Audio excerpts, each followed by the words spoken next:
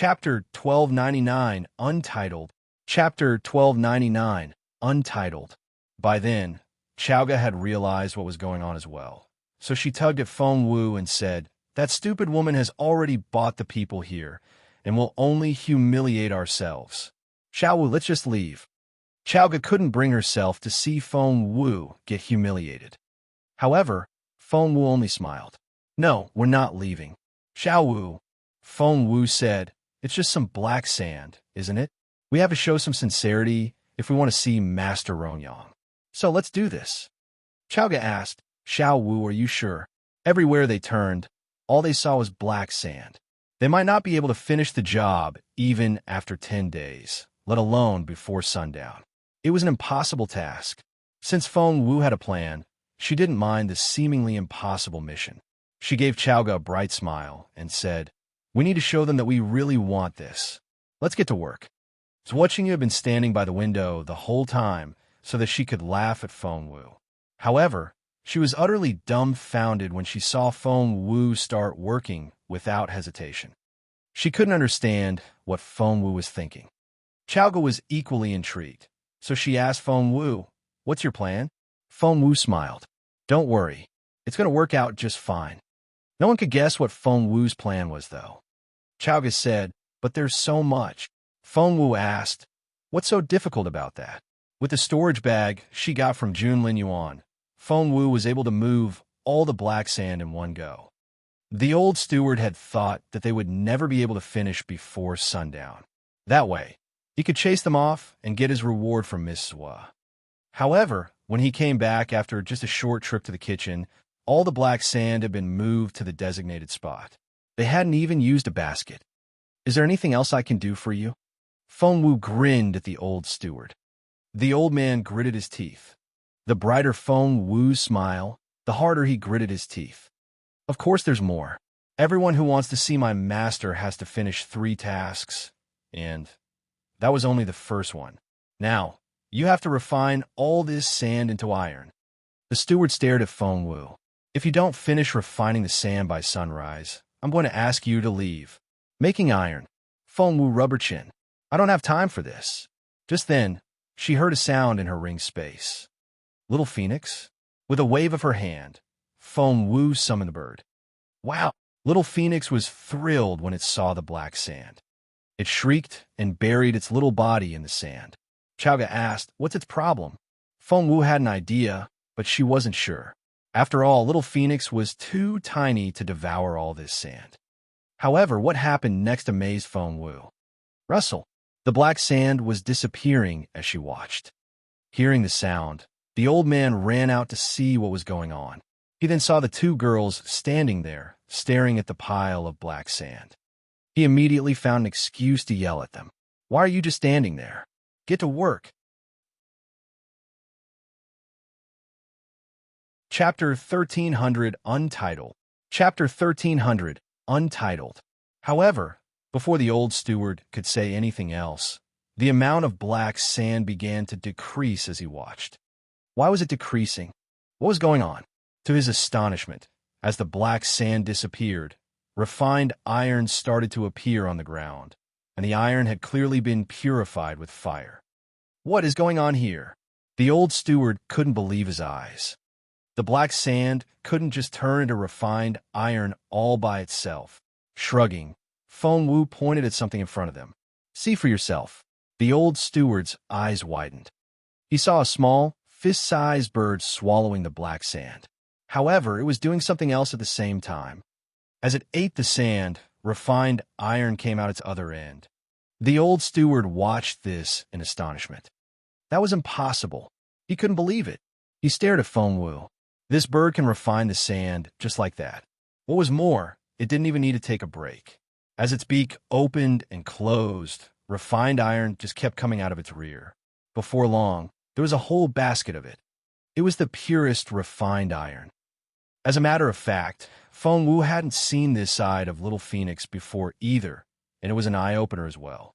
However, she only smiled mildly and said, "That's how we do it at my place. Is it not done the same way here?" "The same way? Of course not. No one else had an iron refining bird at home. Otherwise, the iron refiners would go out of work. The old steward anxiously picked up a piece of iron and examined it. He almost passed out at what he found. He thought that he could kick the girl out by saying that the iron was of poor quality. However, after taking a look, he saw that the refined iron was significantly better than that made by professional refiners. Feng Wu smiled at the old steward and wondered what he would do next. Chowga sneered at the old steward. She couldn't think of a reason why the old man would still take the Zhou family's side. The old steward was indeed wavering. But in the end, he still chose to favor the Zhou family. I'd like to see this little bird do it for an entire night. The old man stormed off after saying those words. Chowga made a face as the old steward walked away. That man doesn't know what he's talking about. I wonder how much the Zhou family paid him. Xiao Wu, what should we do now? Taking Feng Wu's hand, Chowga looked distressed. Feng Wu already had a plan. She had already expected the old steward's reaction, so she smiled and said, "If he wants to keep us from seeing his master, I'll make sure he fails." Chowga was bewildered. Feng Wu smiled. The old steward wasn't the only employee here, and judging from his behavior, not all Master Rongyang's subordinates were very loyal to him. At that thought, Feng Wu whispered something in Chowga's ear. Chowga's eyes lit up as she listened. Meanwhile, the old steward rushed angrily to a remote corner of the house. There, he talked to Zhuo Qingyu in secret. The old steward said anxiously, "Miss, that girl isn't easy to handle at all. She has one trick after another, and I'm running out of ways to stop her." Zhuo Qingyu had seen everything that happened. Chapter 1301, Untitled. Chapter 1301, Untitled. Feng Wu was indeed very impressive. Any other person would have been kicked out by the old steward by now. Not only was she staying, she had also amazed him over and over. How incredible! Zhuo Qingyu refused to believe that she couldn't stop Feng Wu. She gritted her teeth. Our only option now is to have Master Rongyang start forging my family's weapon as soon as possible. By the way, has the master started yet? Once the master started working, he would shut himself away, and there was no way that Feng Wu would be able to see him. Zhuo Qingyu was a little worried, because there seemed to be something about Feng Wu that made people want to get close to her, and she didn't want Master Rongyang to be affected as well. The old steward gave her a wry smile. "The master is very happy with the material you brought today, and he's meditating in his office at the moment. The forging hasn't started yet. Rest assured, Miswa, the master usually stays in his room when he's meditating, and it's highly unlikely that he'll meet Miss Feng." Even the old steward felt threatened by Feng Wu, let alone Zhuo Qingyu. Although he had tried to make things very difficult for Feng Wu, after the first two incidents, he even began to feel sorry for the girl and admired her a little. Later that night, Feng Wu and Chowga were led into the woodshed as a place to sleep. It was a dry, tiny room with a suffocating smell because of all the black sand dust in the air since it was close to the mine. While Chowga was full of complaints, Feng Wu remained very calm. Feng Wu asked, "By the way, where are you on the job I gave you earlier?" Chowga nodded with a smile. "I want to talk to Aunt Lee in the kitchen. Her son works on the furnace in the refinery room, and I was able to get some information from her. The Zhou family indeed already sent their material over, and their only request is for the forging to start as soon as possible. The material they sent over is dragon scale gold, which is supposed to be very precious." Feng Wu nodded. "That's indeed a very rare material. I see that the Zhou family accumulated some good stuff over the years. They can randomly pull out something so amazing." What Feng Wu didn't know was that dragon scale gold was very hard to come by, even for the Zhou family. However, they were willing to give all they had just to defeat her. Chowga asked, "Xiao Wu, do you want that dragon scale gold?" Rubbing her chin, Feng Wu pondered and said, "Adding the dragon scale gold to my fallen star sword will certainly improve its durability and defensive ability." Chowga clapped her hands and said, "What are we waiting for, then? Let's take it." Feng Wu snapped. "Easier said than done. Plus, even if we get our hands on that dragon scale gold, it'll still be very difficult to add it to my fallen star sword. I wonder if Master Rongyang can do it." All of a sudden, her eyes lit up. "Xiaowu, do you have a plan?" Chowga asked nervously. Whenever Feng Wu got that expression on her face, it meant that an idea had just hit her. She smiled a little. "Master Rongyang is a supreme-level weapon refiner right now. What do you think he'll do if I help him further improve his skills?" Chowga smacked the table excitedly. "I would love to see that happen if I were him." Feng Wu nodded with a smile. Chowga then asked, "Xiao Wu, do you know how to improve Master Rongyang's skills?" Feng Wu shook her head, still smiling. That baffled Chowga, and she wondered what Xiao Wu's plan was. Chapter 1302, Untitled. Chapter 1302, Untitled. While Chowga was still feeling bewildered, Feng Wu rose to her feet and headed for the door. "Xiao Wu." Chowga was confused. Feng Wu said, "Wait here. I'll be back when I'm done." What did she mean by "when I'm done"? As curious as Chowga was, she had always followed Feng Wu's instructions unconditionally. She nodded and said, "All right, I'll wait for you here. But how are you going to get out? I'm sure that old man and watching you have someone watching us." Feng Wu smiled. "I think it's about time." "What time?" Chowga scratched her head. They were facing the same problem, but Feng Wu's words confused her once again, like they always did. "Knock, knock, knock." There was a knock at the door. Feng Wu opened it. A young maid of 15 or 16 stood outside. There was a mean look on her face, and she stared at Feng Wu with eyes filled with animosity. Thump! She carelessly put down 2 bowls of water and 2 steam buns as hard as rock on the ground. The buns rolled over the ground and got covered in dust, and most of the water in the 2 bowls was spilt. The maid had obviously been paid off by Zhuo Qingyu. She threw a dirty look at Feng Wu and was ready to leave. Feng Wu asked indifferently, "How much did Zhuo Qingyu pay you?" "I'll double it." "Huh." The maid smirked. "Seriously? Are you trying to compete with Miss Zhuo?" Feng Wu opened her palm and showed the maid a shiny silver ingot. "Tell me your name, and this is yours." The maid gave Feng Wu a suspicious look, but Feng Wu only smiled at her. That ingot was worth a small fortune, and the maid was tempted. She didn't think that giving her name was too big a deal. "I'm Hong Wei." Snatching the silver out of Feng Wu's hand, the maid turned to leave. However, she then heard someone speaking quietly. "So, Miss Hong Yue, it's time you got some rest." Before Hong Yue knew it, Feng Wu hit her in the neck with the side of her palm. Thump! Hong Yue collapsed to the ground. Chowga looked at Feng Wu in bewilderment. "Xiao Wu you." Feng Wu smiled, picked Hong Yue up, and gave Chowga a meaningful look. "I'll dress up like her and walk out of here." Chowga immediately saw the light. Why didn't I think of that? With Chowga's help, Feng Wu soon changed into Hong Yue's clothes and left the room with the tray. In the courtyard where Zhuo Qingyu was staying, she should have gone back to town already, but since Feng Wu was here, she had decided to stay behind. Rui, her chambermaid, quickly walked up to her and whispered in her ear, "Miss, I've had the water and steamed buns sent to them. The Rome Manor wasn't some crude coal mine, and they would never miss street visitors like this." Zhuo Qingyu had sent the water and steamed buns just to humiliate Feng Wu. Did they eat them? Zhuo Qingyu was gloating. Rui nodded with a smile. They have to, if they don't want to starve to death. Plus, she giggled, I added something in both the water and the steamed buns. They'll be busy running back and forth between that shed and the toilet tonight. Zhuo Qingyu looked very pleased. Since Feng Wu was challenging the Zhuo family, she decided that Feng Wu had to disappear.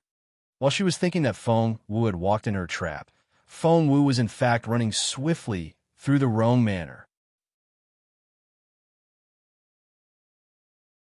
Chapter 1303, Untitled.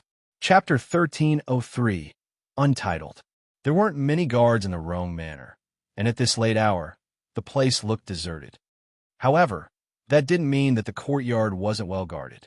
After all, it was the residence of Master Rongyang. Feng Wu had a pretty good idea what she was facing as soon as she stepped into the manor. The Real Guard of the Rong Manor was a formation. The mist in the forest was only a common formation, but the one which guarded the manor was at a far more advanced level. As a master in refining, Master Rongyang had a much better understanding of formations than most people in the Junwu Empire, but fortunately, Feng Wu had been studying formations since she was little, and her beautiful master was a truly peerless formation master. Hence, she was confident that she could crack the Manor's lightning mist formation. Feng Wu calculated as she walked, and soon jumped over a wall and landed in the inner courtyard. She knew that Master Rongyang would be in his refinery room. So, where's the refinery room? That would be the question Chaoga would ask if she was with Feng Wu. Feng Wu smiled. It was very easy to guess. This mountain was in fact a volcano and had the purest abnormal flame beneath it. The refinery room had to be right above the mouth of the volcano, which also served as the core of the lightning mist formation. Hence, Feng Wu would be able to find the master when she deduced where the core of the formation was. Standing under an old tree, Feng Wu mumbled to herself and quickly did some calculations regarding the lightning mist formation. Just then, she heard footsteps a short distance away. By the sound of it, it was the old steward and a stranger. The old steward asked, "Is the master still inside?" "The master hasn't come out since he went inside." The old steward asked, "Is the master studying the dragon scale gold the Zhou family brought?" "That's right.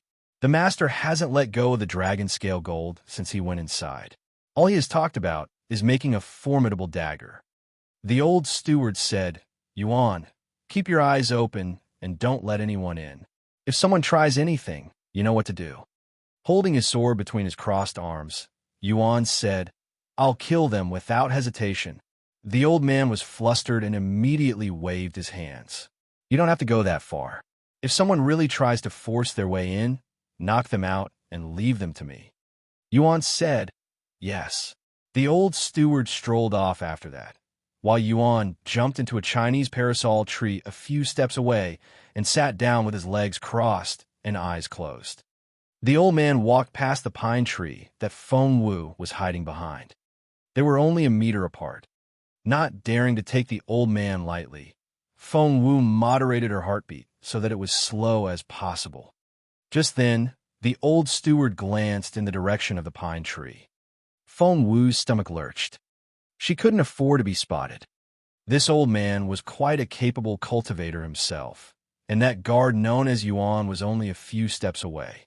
There was no way that Feng Wu would be able to get away if the two men fought her together.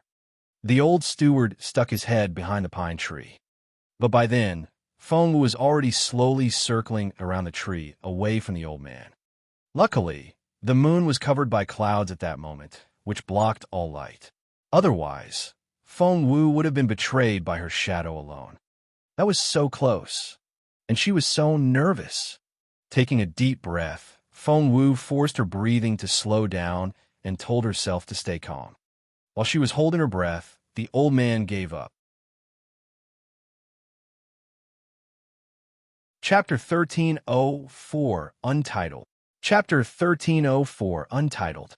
Crossing his hands behind his back, the old man shook his head and mumbled to himself, "I thought I sent someone behind the tree. I guess I'm not as sharp as I used to be."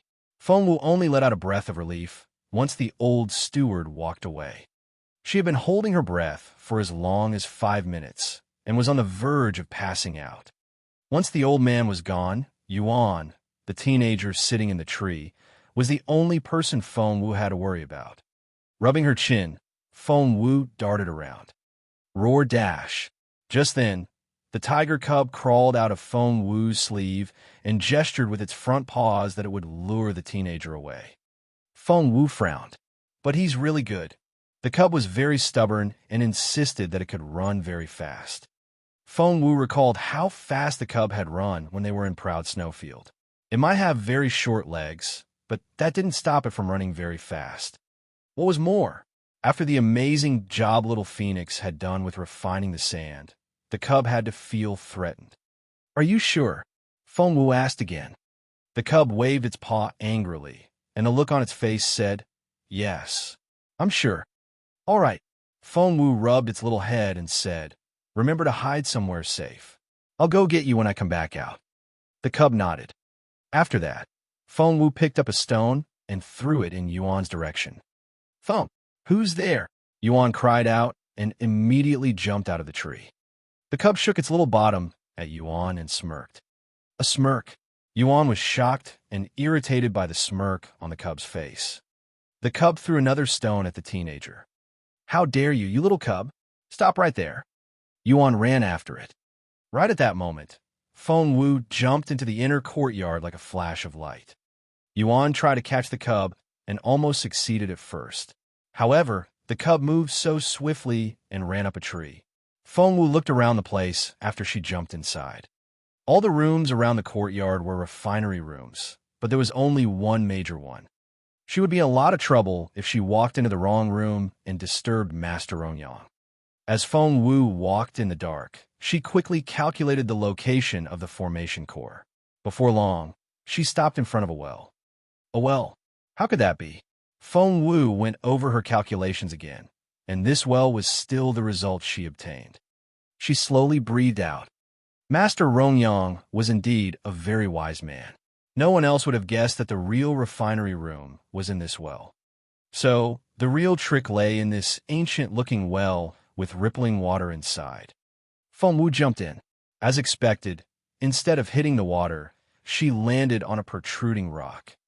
There were 4 buttons next to the rock, and each was marked with a direction. Feng Wu's eyes flickered. She had to choose one button out of the 4. The right one would take her inside, and the wrong one would definitely set off some kind of alarm. This place was filled with traps. 1 out of 4. Feng Wu quickly analyzed the layout inside the well, then smiled. As expected, the buttons changed as the formation changed. Chapter 1305, Untitled. Chapter 1305, Untitled. Master Rongyang seemed very confident in his own formation. However, there was always someone better. Feng Wu had been taught by Mu Jiuzhou himself, and Master Rongyang just wasn't her match. Based on the current time and the layout of the formation, Feng Wu was soon able to deduce the right button. When Feng Wu pressed the up button with her fair, slender finger, with a small click, the wall inside the well opened to reveal a passageway that was wide enough for a person to walk through. Feng Wu's eyes lit up, and she quickly entered. She didn't have to walk very far. Roughly 100 meters later, she saw the end of the passageway. From there, Feng Wu walked into an open space. She was now in an open-air refinery site, and an orange flame burned in the center of the place. Wow! Seeing this, Little Phoenix rolled around excitedly in the ring space. It yelled as it rolled around. Abnormal flame. That's an abnormal flame. As it turned out, the orange flame was also a type of abnormal flame, and the discovery made Feng Wu a little excited as well. However, she remained calm and kept surveying the area. A few steps away from the orange flame, an old man sat on the ground with his legs crossed, as though he was meditating. Feng Wu recalled something Feng Sun had said before. Master Rongyang has an odd habit that very few people know about. He prays to be blessed by God every time he's about to forge a weapon, and it always lasts at least an hour. Feng Wu smiled a little. She then took a bottle of liquid out of her chest pocket and quietly moved toward the smelting table. The dragon scale gold sat right on the table and glowed a faint golden color. Feng Wu poured the liquid over the dragon scale gold, and the liquid evaporated as soon as it touched the metal. Just then, Feng Wu felt a frisson of alarm. When she looked over her shoulder, she saw that Master Rongyang was waking up. Without hesitation, Feng Wu rushed back into the passageway. Master Rongyang's eyes snapped open when Feng Wu dashed off, and they glowed with a blue light. He frowned a little, for he thought he had sensed an intruder. Getting to his feet, Master Rongyang walked around the site and even checked the button at the entrance of the passageway, but nothing seemed to have been tampered with. Was it my imagination? He smiled wryly when he saw the dragon scale gold. It was sitting right on the table. Had someone really been here, they would have stolen it already. Once his mind was settled, Master Rongyang started forging the weapon. Meanwhile, Feng Wu narrowly escaped detection and jumped out of the well. However, before she could let out a breath of relief. Who's there? Yuan. who had been keeping guard in the tree, shouted and leapt in Feng Wu's direction. Just then, the cub meowed a few steps away. Yuan paused and turned in the cub's direction in bewilderment. Feng Wu took the opportunity to flee. She moved as swift as a shooting star. Luckily, she knew formations very well and had learned the layout of the courtyard like the back of her hand. Anyone else would have been caught by now. Soon, she returned to the woodshed. Whoosh! She pressed her back against the door after she entered and let out a breath of relief. Chaoga was also relieved to see Feng Wu back. Chapter 1306, An Accident. Chapter 1306, An Accident. Xiao Wu, you're back. Why did you run so fast? Is someone chasing you? Feng Wu smiled. It's okay. I've thrown off the person already. She rubbed the cub's head as she spoke. She didn't expect the little thing to be so clever. Not only did it mimic a cat, it also did a great job. So, did you get what you want? Seeing how happy Feng Wu was, Chaoga knew that she had probably succeeded. Feng Wu nodded. Don't worry, Zhuqingyu won't get what she wants. Chaoga had no idea what Feng Wu had done, but she trusted Feng Wu, like she always had.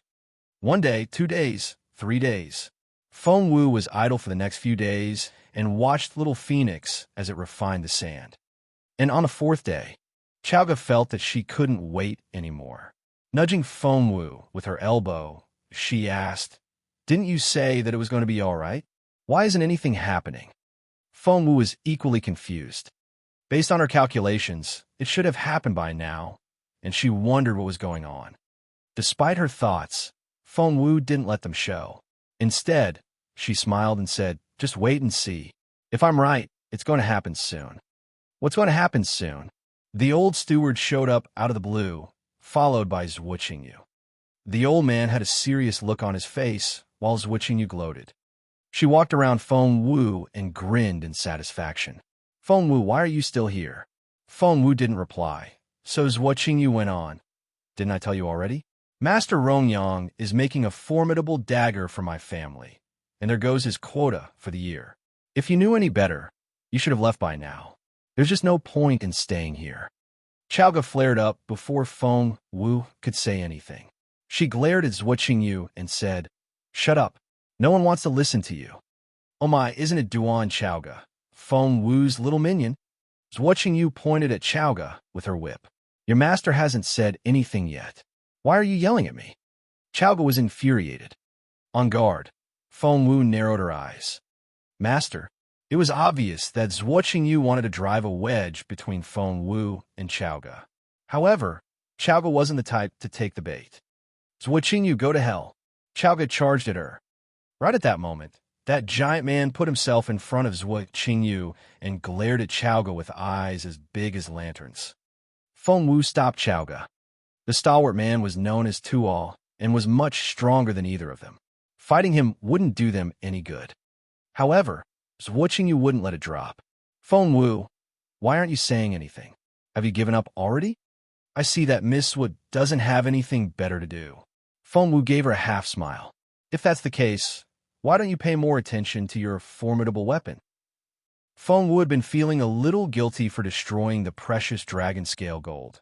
But after she saw Zhuqingyu's attitude, all her guilt disappeared. What about my dagger? Master Rongyang's working on it.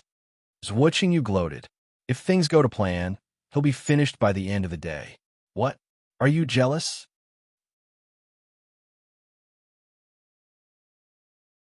Chapter 1307, I Know What to Do. Chapter 1307, I Know What to Do. I'm jealous. Feng Wu smiled. If I remember correctly, even Master Rongyang can fail when he's forging a formidable weapon. Am I right? Zhuqingyu sounded very confident when she said, I wouldn't worry if I were you.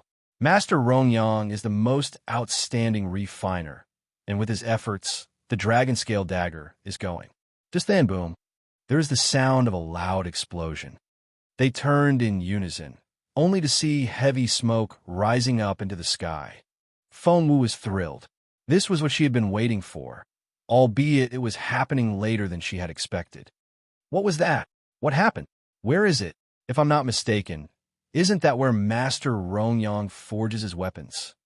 Everyone was speaking in astonishment. The old steward had dashed off already, and Zhuqingyu immediately ran after him. Let's go have a look. Grabbing Chaoga by the arm, Feng Wu led her in that direction as well. The explosion was so loud that all hell had broken loose in the Rong Manor, as everyone rushed to the inner courtyard. Feng Wu arrived there to find dark smoke billowing and flames leaping out of the well. Cough, cough. Supported by his servants, Master Rongyang scrambled out of the well. His hair was disheveled and partially scorched, and the fire had left holes in his clothes, which made him such a sorry sight. The old steward rushed over to steady Master Rongyang. Master, master. The master felt weak and was panting a little. He then pointed at the well. My forging materials, quickly. The old steward wanted to go inside, but the smoke was simply too thick. Even just moving a little closer to the well brought tears to his eyes, let alone climbing down into it. Other people also tried, but as soon as they got close, the smoke and fire forced them back. Feng Wu had been down there before and knew that Master Rongyang kept all his precious forging materials on the shelf on the right. Feng Wu found it such a waste of an opportunity if she didn't make good use of the situation. She took out a mask and handed it to the old steward. Put this on. It'll keep the smoke out. It was the same kind of mask Feng Wu had given Chaoga in the forest previously. The old steward wouldn't believe Feng Wu and glared at her. You shouldn't be here. Go away. Someone, take her off. What if it works? Feng Wu smiled at the old steward. Are you sure you don't even want to try? The old steward was flustered. Feng Wu was still smiling. Doesn't Master Rongyang have a lot of precious materials down there? She had seen them herself and knew that they were indeed very precious. Just try it. By then, Master Rongyang had finally returned to himself. He glanced at Feng Wu and told the old steward, give it a try. All the materials would be lost if they didn't try, but what if they succeeded? The old steward threw a dirty look at Feng Wu, but in the end he still snatched the mask out of her hand and handed it to Yuan. Try it. Yuan quickly put the mask on. The mask covered his entire face, but the part over the eyes was transparent, and one could see through it. Without thinking, Yuan rushed into the fire. He ran back out a moment later, holding a basket, and it were none other than the materials. You saved them? Really? The old steward was so excited that he was in tears. Chapter 1308, What If? Chapter 1308, What If? Yuan looked equally excited. Taking off the mask, he told the old steward, this mask is great. With it, I don't have to worry about getting smoke in my eyes, and I can run around freely in the fire. The old steward couldn't help but glance at Feng Wu. He was surprised that the girl's mask had worked. Master Rongyang glanced at Feng Wu as well and said, I've never seen her here before. The old steward had no choice but to introduce Feng Wu to Master Rongyang. She's Feng Wu from the Imperial capital, and she wants you to build a weapon for her. The mention of her request brought a frustrated look to Master Rongyang's face. God, he heaved a long sigh. How am I supposed to forge anything when my work area has been destroyed? What if I can extinguish the fire for you? Feng Wu smiled at the master. The old steward glared at Feng Wu. Who gave you permission to speak? Shut up. Master Rongyang waved him off. He shook his head and gave Feng Wu a wry smile. Kiddo, I can't even put out the fire now, let alone make any weapons. If this goes on, the magma may pour out of the opening. He sounded frustrated when he said, when that happens, all of Three Trees Valley will be burned to the ground, to say nothing of this manor. At the mention of that, Master Rongyang gave the old steward the instruction, take everyone down the mountain now. Was he going to give up on the Rong Manor? Master, the old steward looked panicked. The fire from the magma was such a rare resource, which contributed greatly to Master Rongyang's achievements. Just go. The master waved his hand and said grumpily. The old man was very open-minded and had made such a life-changing decision as easily as snapping his fingers. Feng Wu looked at the old man in admiration, but she felt guilty over what she had done as well. Master Rongyang. Feng Wu stepped out again and looked earnestly at Master Rongyang. What if I can put out the fire? Those words shocked everyone. Put out the fire? You? The old steward stared at Feng Wu so hard that his eyes popped out. Do you know how many cultivators who specialize in the water element we've sent into the well? Even they can't stop the fire. I was watching you stepped out as well and stared coldly at Feng Wu. Miss Feng, if you can't give them any help, the least you can do is step aside and let them do their job. Other people wouldn't believe Feng Wu either, but she only smiled and turned to Master Rongyang. If I don't try, the fire will spread to destroy the manor, the valley, and even the entire mountain. How can you be so sure that you can put out the fire? I was watching you glared at Feng Wu. Feng Wu smiled. What if I succeed? I was watching you said, you. Master Rongyang looked from Feng Wu to the basket. She had said the same thing a moment ago, and the basket of materials had been saved. While everyone else was still questioning Feng Wu, the master smiled at her. If you really want to try, go ahead. Be careful down there. Master Rongyang had agreed. He actually believed that an ignorant girl like her could extinguish this great fire. Master, the old steward wanted to say something, but Master Rongyang stopped him.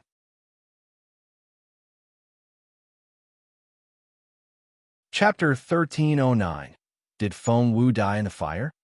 Chapter 1309. Did Feng Wu die in the fire? Feng Wu said, Master Rongyang, will you tell the cultivators with the water attribute to come back up, please? Why do you have so many impossible requests? The old steward glared at her. However, to his surprise, Master Rongyang agreed. Everyone was speechless. Feng Wu cupped her hands at Master Rongyang before jumping into the well. The water attribute cultivators were all frustrated, and Lin, their leader, yelled in exasperation. What's going on? The fire is out of control already. Why were we told to come back out? The other cultivators didn't agree with the decision either. The old steward glowered. Qing Yu said, because Miss Feng Wu said that she could extinguish the fire all by herself. Huh, Lin smirked. There are 15 of us here, but even after exerting all our strength, we couldn't stop the fire from spreading. How can an ignorant girl make such an arrogant claim? His fellow cultivators were unconvinced as well. The old steward also said anxiously, Master, I'll tell the others to go pack and leave the mountain.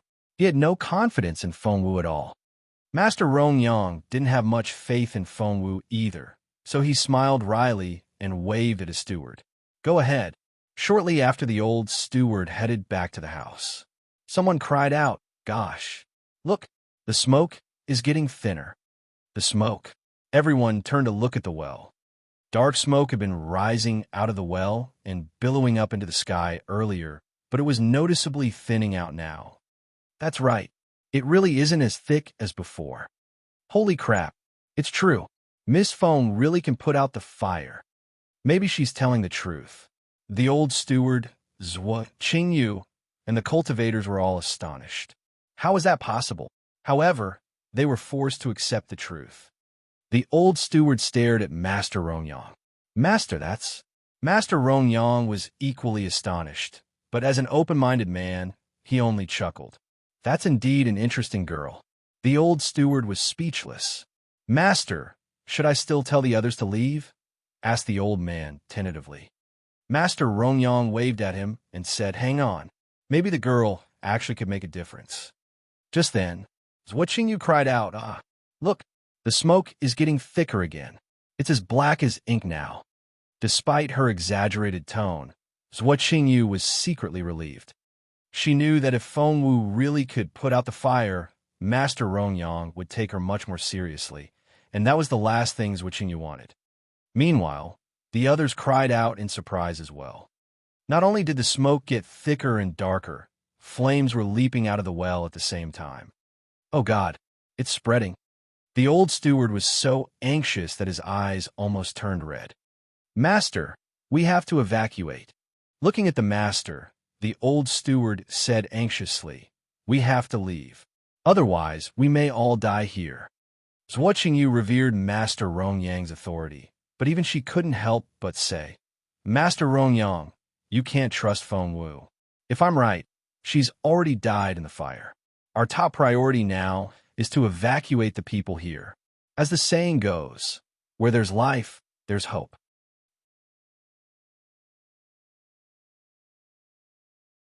Chapter 13:10.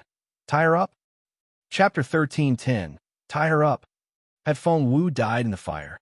Everyone's stomachs lurched when they heard those words. Was Zhuo Qingyu telling the truth? Was Feng Wu dead already? Of course not. At that moment, Feng Wu was actively putting out the fire. She had expected Master Rongyang to fail in the process of forging the dragon scale gold dagger because she had poured combustible liquid all over the metal beforehand. As for putting out the fire, Feng Wu had created the liquid herself. Needless to say, she had no problem putting out the fire. Moreover, abnormal flame. Thrilled, little Phoenix rolled around in the ring space. And it wasn't the only one. The tiger cub also had abnormal flame in its body and longed for it as well. Hence, the two of them started working their way through the refinery room. Those cultivators with the water attribute weren't able to put out the abnormal flame, but the two animals couldn't stop sucking it into their stomachs. About 15 minutes later, all the flames in the refinery room had been absorbed by the two animals. They were so satiated that they fell asleep as soon as they climbed back into Feng Wu's ring space. To them, the fire was the greatest tonic. Their cultivation levels would improve significantly after they woke up. Feng Wu jumped out of the well after the smoke dissipated. Meanwhile, the people outside were still talking about Feng Wu. Zhuo Qingyu had actually managed to shed a few tears and was feigning sobs. Little Feng Wu was so pretty and so young. I can't believe that we lost her. What a pity. She then turned to Master Rongyang. Master, Feng Wu can have the dragon scale gold dagger that you made for my family. With such a formidable weapon with her, her death will be worthwhile. The corner of Master Rongyang's mouth twitched. He was a generous and open-minded man, but it didn't make him any less observant. He could see through Zhuo Qingyu perfectly. I wasn't able to make the dagger. Master Rongyang stared at Zhuo Qingyu. Zhuo Qingyu cried out, "What? How is that possible? So, did all that dragon scale gold go to waste?" Master Rongyang's voice was very cold when he said, "That wasn't real dragon scale gold. Your family gave me fake dragon scale gold, which is why my refinery room exploded. I need an explanation for this." Zhuo Qingyu was dazed when she heard those words. The dragon scale gold was fake? That's impossible. I don't believe it. The others stared at Zhuo Qingyu in surprise as well. Master Rongyang held up a piece of dragon scale gold and smirked. "Here's the evidence. Are you saying that I'm lying?" He was devastated at the thought of his destroyed refinery room. "Master, my family would never have given you fake dragon scale gold, nor would we ever try to harm you." "Master," Zhuo Qingyu tried to explain. But Master Rongyang only snorted. "If you didn't mean to, then why did you show up here only after the fire broke out? If your family didn't have their own agenda, why did you urge me to start forging the weapon as soon as possible? If you didn't do this on purpose, then why did you pay me double to have me work faster?" Well, Zhuo Qingyu couldn't tell him that she had done all those things just to take up his time before Feng Wu got here. She was sure that if she hadn't done so, the master would have built a weapon for Feng Wu first. "Tie her up now." Master Rongyang was furious.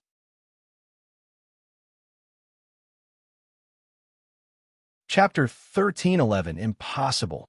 Chapter 13:11 Impossible.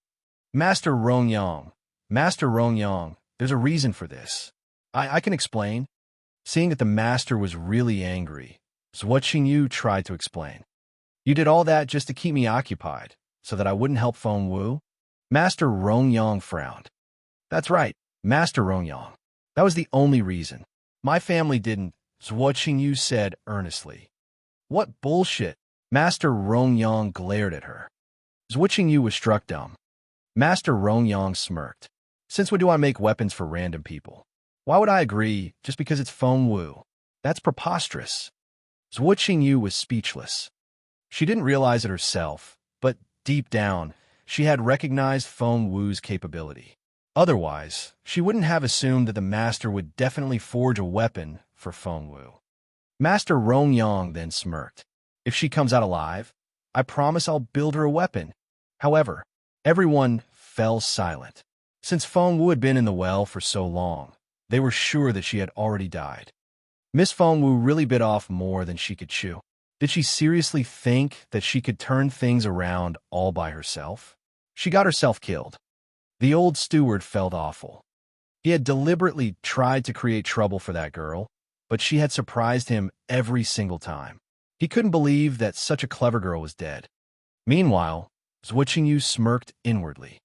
She didn't care that she had lost the dragon scale gold or that Master Rongyang now despised her. It was all worth it now that Feng Wu was dead.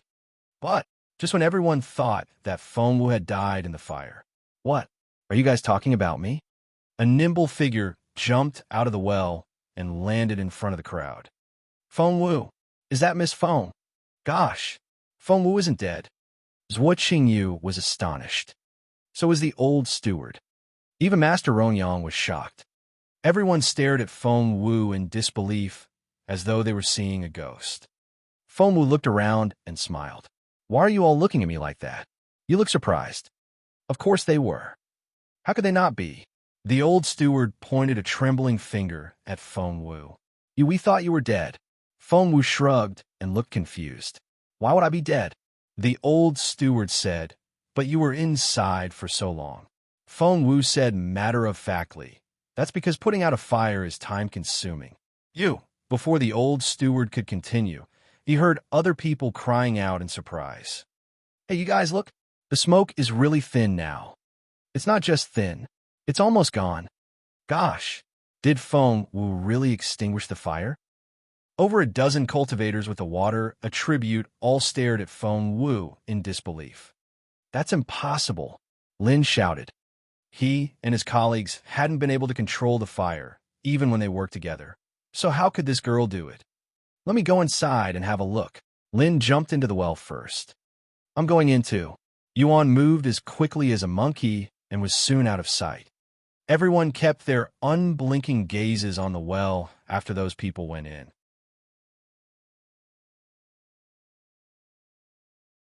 Chapter 13:12. Her conscience wouldn't allow it. Chapter 13:12. Her conscience wouldn't allow it. Less than 20 seconds later, a figure jumped out of the well and said in a thrilled voice, "The fire has been completely put out." What? The crowd was genuinely shocked now. After saying those words, Yuan rushed over to Master Rongyang and waved his hands in excitement. Master, there's no fire left except for some sparks. Just then, Lin came back out as well. The crowd asked him, is it true? Has the fire been put out? Lin opened his mouth and wanted to say no, but he couldn't tell such a lie when the fact was right in front of his eyes. In the end, he could only sigh deeply and said, yes, the fire has been put out. Wow, OMG, oh my God. Everyone was astonished to hear that. It was only a few moments ago when they were full of mistrust toward Feng Wu, and some people had even mocked her. However, Feng Wu had fulfilled her promise. The crowd was overwhelmed with guilt. The old steward felt so ashamed that he didn't know what to say. I need to see it. Help me go inside. Holding his walking stick, Master Rongyang rushed into the well as fast as he could manage, and soon they heard his excited laughter. All eyes were on Feng Wu again. The crowd felt envious, thrilled, and jealous. It didn't take a genius to figure out that after this great achievement, Feng Wu had done Master Rongyang such a great favor that he was bound to think highly of her. And Master Rongyang was one of the top weapon refiners in the empire. How could they not feel jealous? Meanwhile, Zhuo Qingyu was completely dumbfounded. She had been this way ever since Feng Wu climbed out of the well, and she still couldn't think straight. Feng Wu, Feng Wu, Feng Wu. Zhuo Qingyu clenched her fists, and her eyes went bloodshot red. She couldn't believe it. The Zhuo family had pulled so many strings and paid a lot of money, and it had even cost them something as precious as the dragon scale gold. But now, Zhuo Qingyu's eyes were almost spitting fire. Her only hope now was, please don't let Master Rongyang think highly of Feng Wu. However, her prayer wasn't answered. With the old steward's help, Master Rong Yang climbed out of the well on his injured leg. He walked up to Feng Wu immediately and patted her on the shoulder. "Kiddo, what you did was so great." If one looked closely enough, they would be able to see that the master's eyes were filled with excited tears. Feng Wu's eyes flickered. What happened had gone slightly out of control. She had tampered with the dragon scale gold earlier just to sabotage the old master's forging process, but she had ended up destroying the entire place. Feng Wu's conscience wouldn't allow her to accept the gratitude. She said earnestly, "Old master, the abnormal flame exploded mainly because of the dragon scale gold, which..." The old man waved her off. "The magma has been quite unstable these days. Even if the dragon scale gold wasn't there, something else might have induced the explosion anyway." Fearing that the old man might accuse her over the dragon scale gold, so Qingyu hastily chimed in, "The master is right."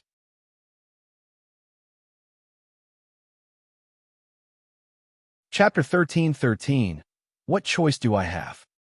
Chapter 13:13. What choice do I have? Watching you then glared at Feng Wu. "Miss Feng, you've got what you came here for, so don't push it. It'll only make you look selfish." Feng Wu was going to explain what she had done to the dragon scale gold, but after what Zhuo Qingyu said, she lost interest.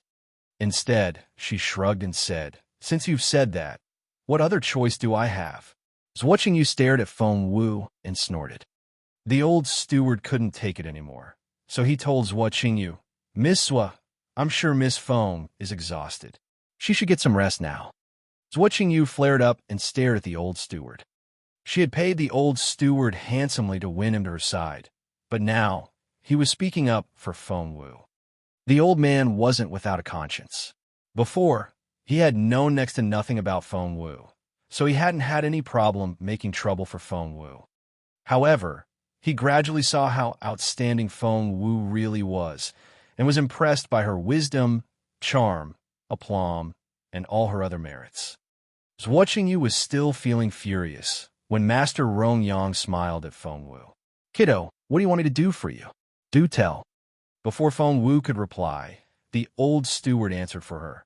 "Master, Miss Feng Wu is here to ask you to forge a weapon for her." Yes, finally.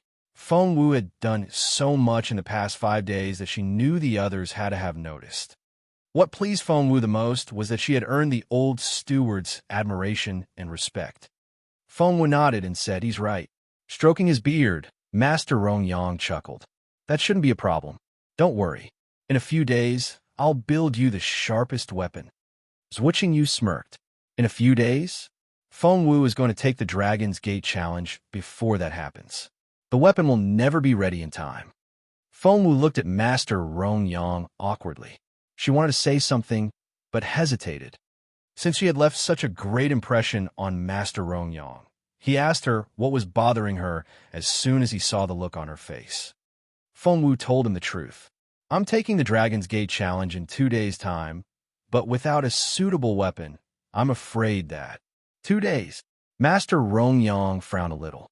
He only had 2 days. Zhuo Qingyu gave Feng Wu a taunting look. That was bold.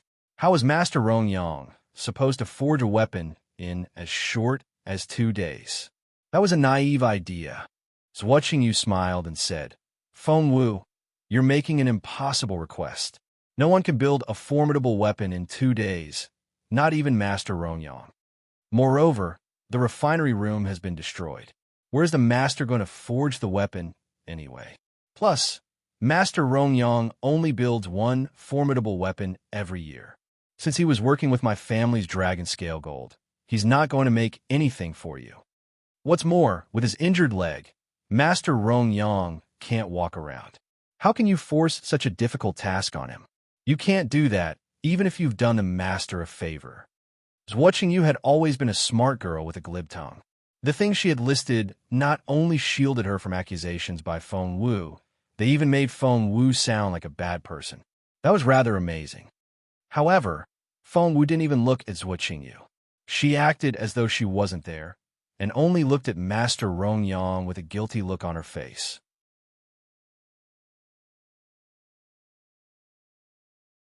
Chapter 13:14.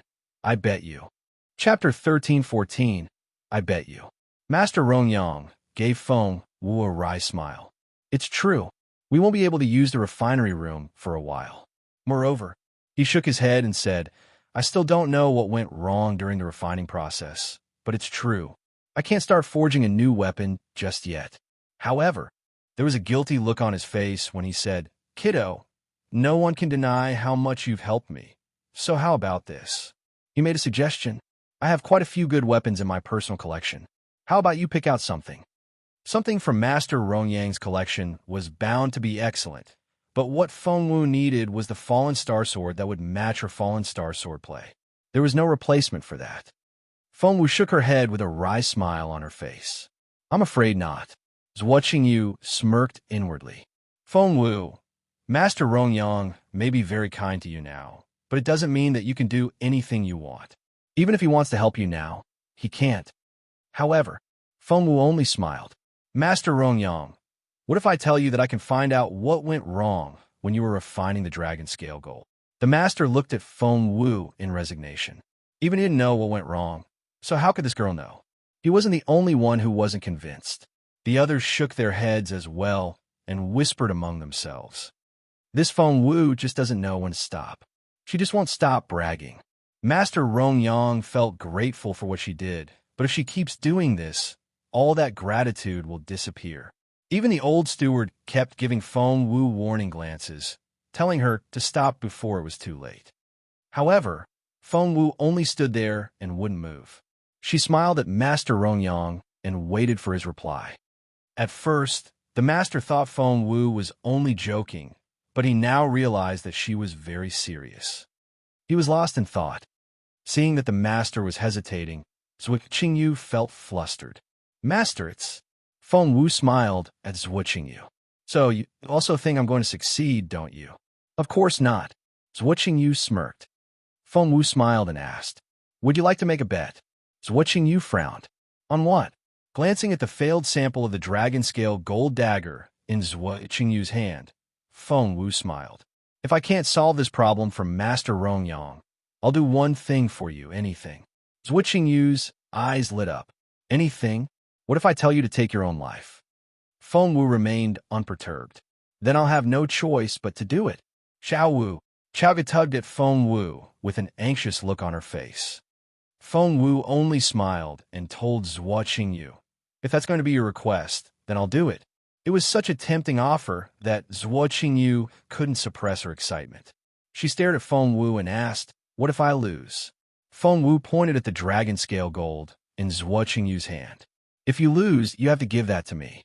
Feng Wu's life versus a piece of useless dragon scale gold. Anyone would know what to do. The crowd started talking all at once, confounded by the unfair terms.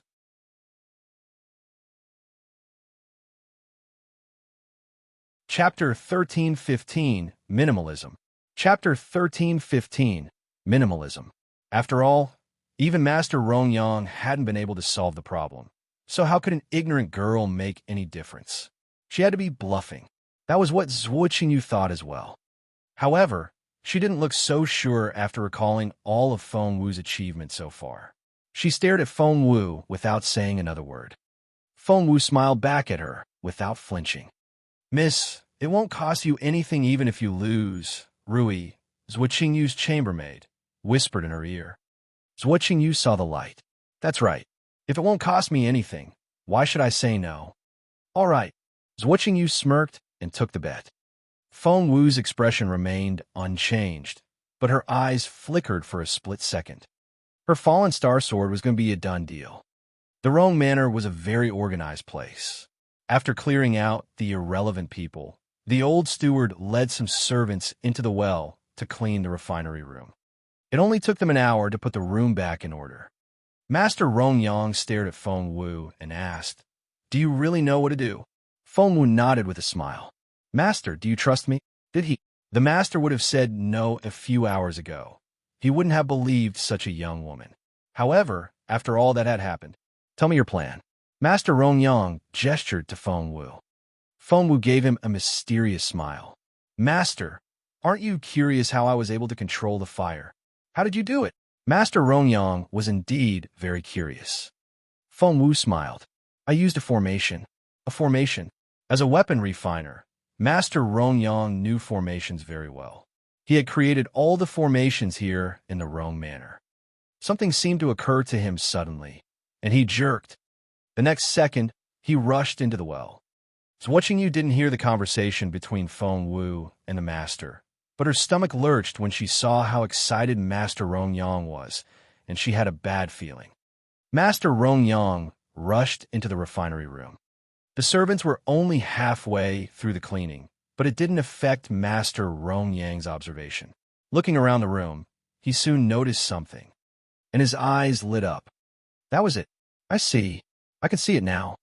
Walking around the room, Master Rongyang rubbed his hands excitedly. It's a simple formation, but exceptionally effective. Although it's very straightforward, not many people can build it. Master Rongyang cried out in surprise and showered Feng Wu with praise. No matter how surprised Master Rongyang sounded, Feng Wu only smiled mildly at him. Did you really build this? Master Rongyang looked at Feng Wu in disbelief. The formation merely consisted of a few bricks and spiritual stones and didn't require much maneuvering. However, the skill behind it was something that even Master Rongyang couldn't replicate. The creator had to be a genuine master in formations. Crossing her hands behind her back, Feng Wu asked, Do you think anyone else here could have done it? Master Rongyang was rendered speechless. Feng Wu chuckled inwardly when she saw Master Rongyang's silence. Her formation skills were taught by the beautiful master himself, and one couldn't have a better teacher on this continent. Since Master Rongyang had recognized the merits of her formation, Feng Wu made another suggestion.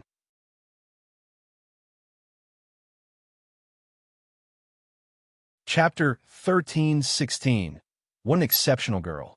Chapter 13:16. What an exceptional girl. Apart from the problem with the dragon scale gold, the accident during the making of the dagger was caused by the excessive fire energy from the erupting magma. How perceptive! That pointed Master Rongyang in the right direction, and he was enlightened. That's very true. Crossing her hands behind her back, Feng Wu smiled. So, all we have to do now is build a formation that'll suppress the energy of the magma. That should solve the problem. Master Rongyang frowned. Even if we can build such a formation, it'll still take a lot of time. Feng Wu smiled. Master, a minimalistic formation won't take that long to build. It then occurred to Master Rongyang that Feng Wu had used such a formation to put out the fire. I'll owe you a very big favor if you can build one within the next 3 days, Master Rongyang told Feng Wu. Feng Wu smiled. Master, I'm afraid you're going to lose. After that, Feng Wu started working on the formation. The layout of a formation was the most difficult part, even more so than the inscription. It might be a difficult task for other people, but for Feng Wu, it was a piece of cake. It only took her 2 hours to finish the layout. After another 2 hours, Feng Wu had even completed the inscription. Master Rongyang was speechless.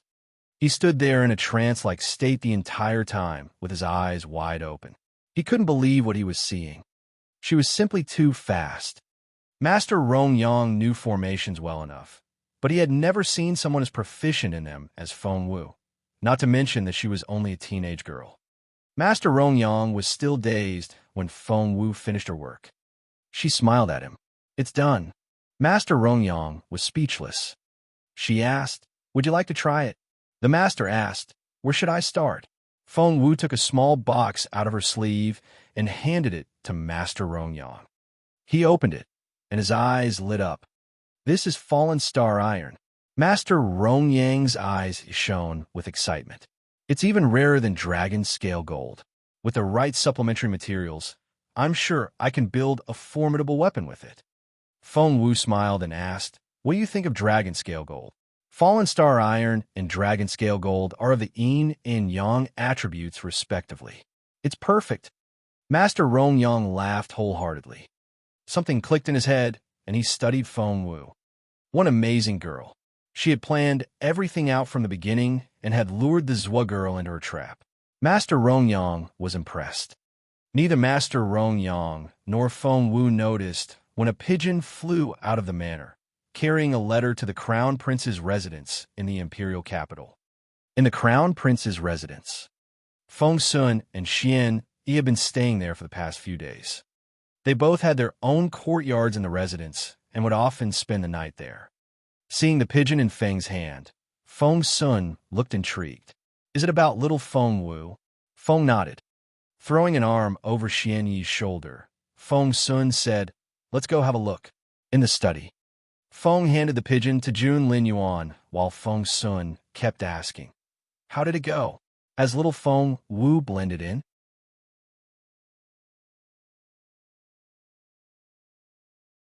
Chapter 13:17. Chapter 13:17. He adores Xiao Wu.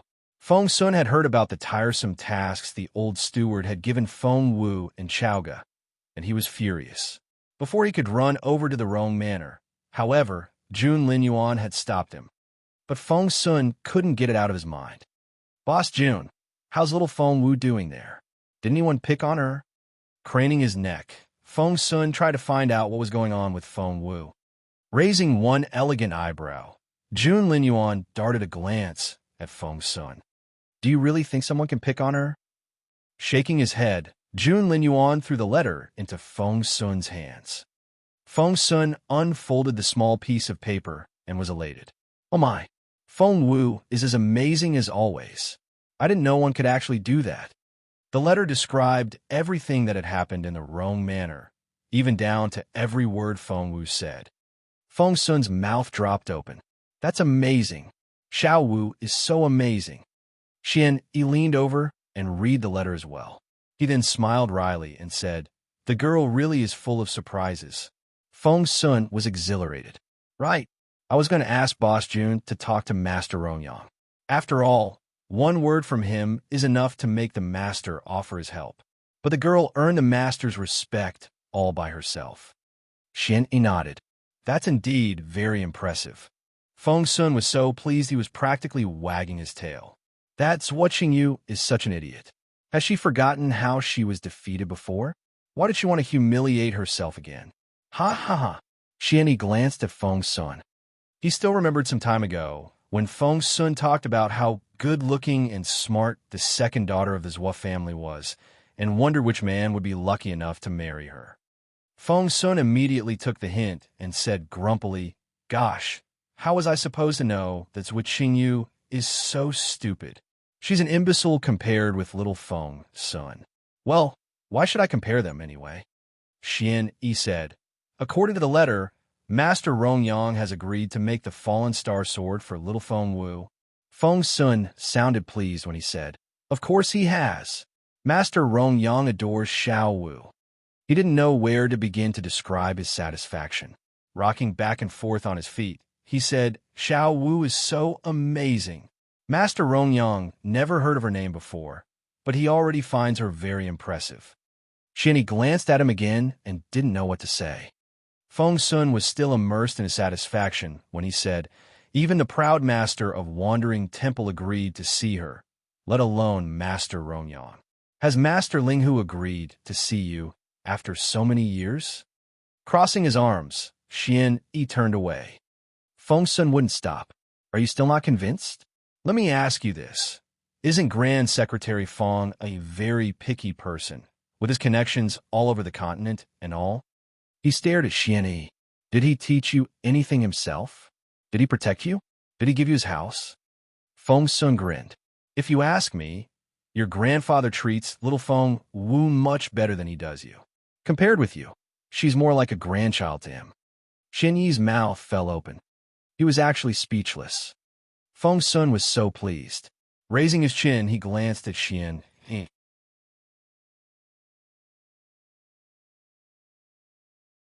Chapter 13:18. It's not that easy. Chapter 13:18. It's not that easy.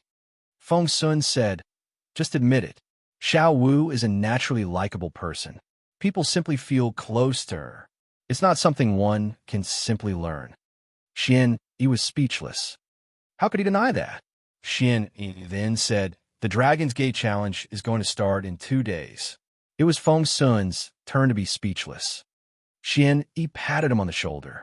Even that crappy dragon scale gold dagger cost the master 4 days to make. Do you think Xiao Wu can receive her fallen star sword in 2 days? Feng Sun was speechless. Xian Yi went on. Don't make me say I told you so afterward. I've heard that Chief Xiao is going for hell mode this time. Without the fallen star sword, Xiao Wu is definitely going to fail. Feng Sun banged his fist on the table. How dare he? I won't let that happen. He then turned to leave. Where are you going? Jun Linyuan asked in his cold voice. I'm going to talk to Chief Xiao. Feng Sun said grumpily. Stop, Boss Jun. Feng Sun gave Jun Linyuan a pleading look. The Dragon's Gate Challenge is impossible to pass in hell mode. From what Feng Sun had observed so far, he was already convinced that Jun Linyuan actually cared about Feng Wu. If that was the case, shouldn't Boss Jun help Feng Wu out in a moment like this? However, to Feng Sun's surprise, Jun Linyuan not only wouldn't help Feng Wu, he also stopped Feng Sun from helping her as well. Boss Jun, are you really going to do nothing? Feng Sun couldn't believe it. Xian Yi looked at the Crown Prince as well. The light outside cast shadows on the Crown Prince's sculpted face, adding to his charm. Tapping the table with his long, fair fingers, he said affirmatively, yes, really. Both Feng Sun and Xian Yi said inwardly, what a poser. They exchanged looks and shook their heads with wry smiles on their faces. But they didn't know what was going on in the Rome Manor at that moment. 2 days had passed since then. The fallen star sword was gradually taking shape. Feng Wu's eyes lit up when she saw this, and she was thrilled. The fallen star iron had already been cast into the shape of a sword, and the dragon scale gold had been added in. With one look, one could tell that the metal was going to become a real sword. Master Rong Yang had remained silent the entire time and was completely focused on his work. However, the amount of energy consumed during the making of the fallen star sword exceeded his expectations. More than once, even a master himself felt drained. It was a good thing Feng Wu was there. Whenever his spiritual essence was exhausted, Feng Wu would open up a spiritual essence supplement and give it to the old man. Time slowly went by. Master Rong Yang went on hammering the base of the sword, and the look on his face became sterner. He was known for his 108 hammerings, and the skill was the reason he was considered a master in forging weapons. By then, Master Rong Yang had hammered the metal 98 times already. Thump, thump, thump. The giant hammer exerted more force with each strike, and the master was moving faster and faster until the noise resembled a storm hitting a roof. It hurts. Feng Wu had been controlling the abnormal flame from Master Rong Yang, and she thought her eardrums were going to burst from the noise. 101, 102, 103. Each strike was more powerful than the last, until the entire mountain seemed to be shaking, and Feng Wu could barely stand still. Rumble. Feng Wu's ears were ringing, and the pain almost drove her to tears.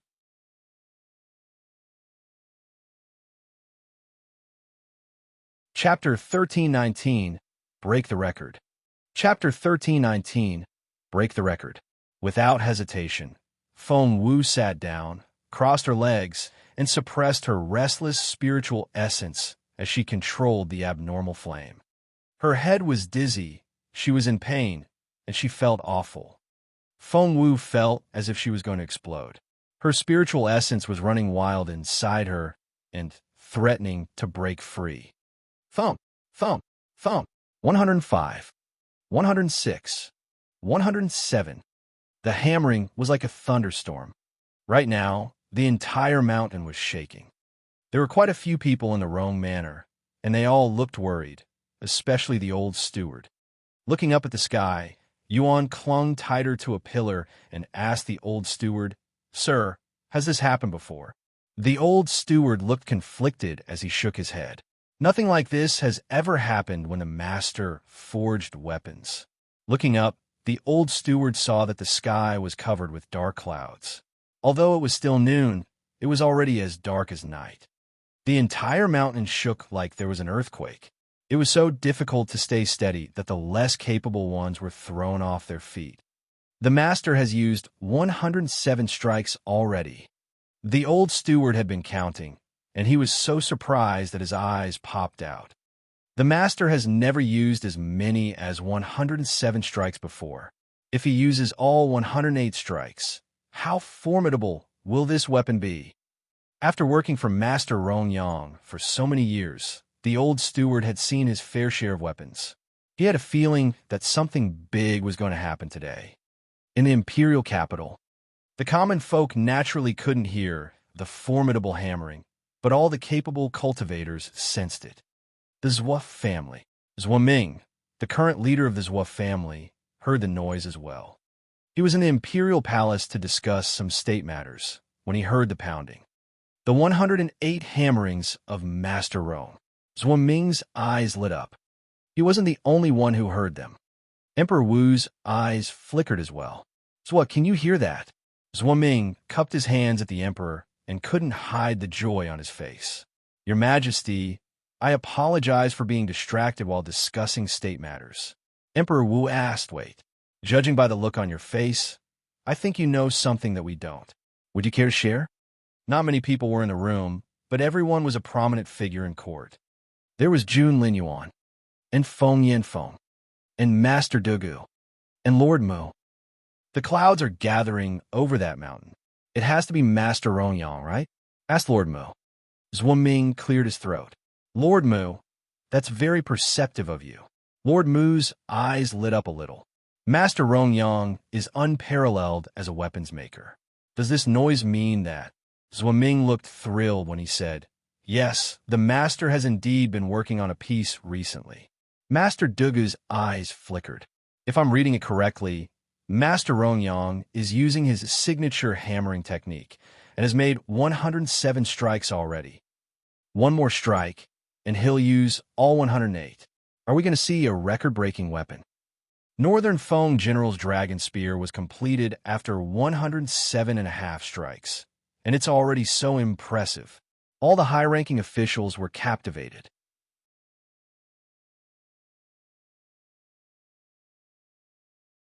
Chapter 1320, Onlookers. Chapter 1320, Onlookers. Lord Mu looked at Zhuo Ming in surprise. Master Zhuo, you seem to know something about it. Is this? Zhuo Ming said humbly.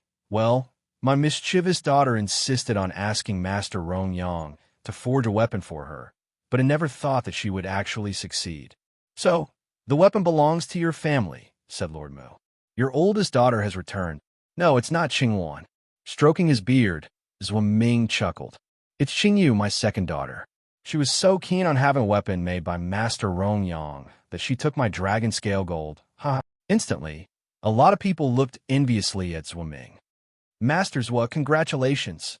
That's definitely the sign of a formidable weapon.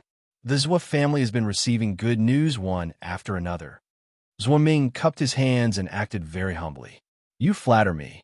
Emperor Wu smiled. If that's the case, why don't we pay the mountain a visit together and witness the completion of the weapon? The emperor had spoken, and no one could say no.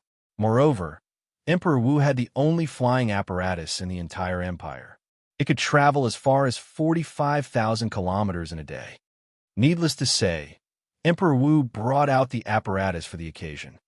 It was such a rare chance that all the high-ranking officials in the hall decided to take a trip on the flying apparatus. You're coming with us. Emperor Wu assumed that Jun Linyuan would refuse, so he gave a direct order in a solemn tone.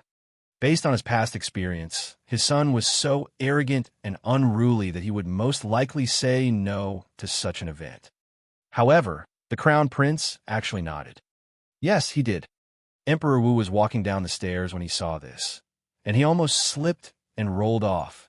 He didn't see that coming at all. Jun Linyuan was simply too obedient today. You. Emperor Wu stared at Jun Linyuan. Did you just agree to come with us? Crossing his hands behind his back, Jun Linyuan stood there as his robe flapped in the breeze. He raised his eyebrows when he said, Why should I refuse? Why should he? Emperor Wu didn't know what to say. Because it just isn't like you to agree to go. I'm your father, and I know you, thought the emperor. Was it possible that there was another reason besides the obvious? While Emperor Wu was being suspicious of Junlin Yuan, Zhuo smiled and said, "Of course His Royal Highness has to come with us. It'll be our honor." Junlin Yuan raised his dark eyebrows again and gave Zhuo a meaningful look. Unfortunately, Zhuo was too immersed in his joy to notice it. It only took the flying apparatus 15 minutes to get to the mountaintop. The sky was still dark, and the mountain was still shaking. The old steward was frightened to find guests arriving at a moment like this. Emperor Wu was the first one to come out of the flying apparatus. He wore his bright yellow imperial robe. On it, a flying dragon was showing off its claws and fangs. The pattern gave him such an authoritative and intimidating look. Behind him was the crown prince, Master Dugu, Lord Mu, Zhuo Feng Yanfeng. The old steward had lived on the mountain for so long that he had never met any of the big shots here. But Zhuo Qingyu had. She almost fainted when she saw their faces. Her first reaction was to hide, but Xiaoyu? Qingyu? Her father called her name in an excited voice. Zhuo Qingyu wanted to cry. Since she couldn't run away, her only choice was to turn around and greet the emperor.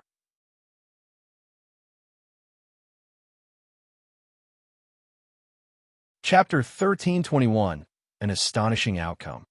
Chapter 1321, An Astonishing Outcome. Seeing Zhuo Qingyu, who was kneeling on the ground, Zhuo smiled at Emperor Wu. "Your Majesty, this is Zhuo Qingyu, my second daughter." She was the one who insisted on coming to Master Rongyang. "Your Majesty?"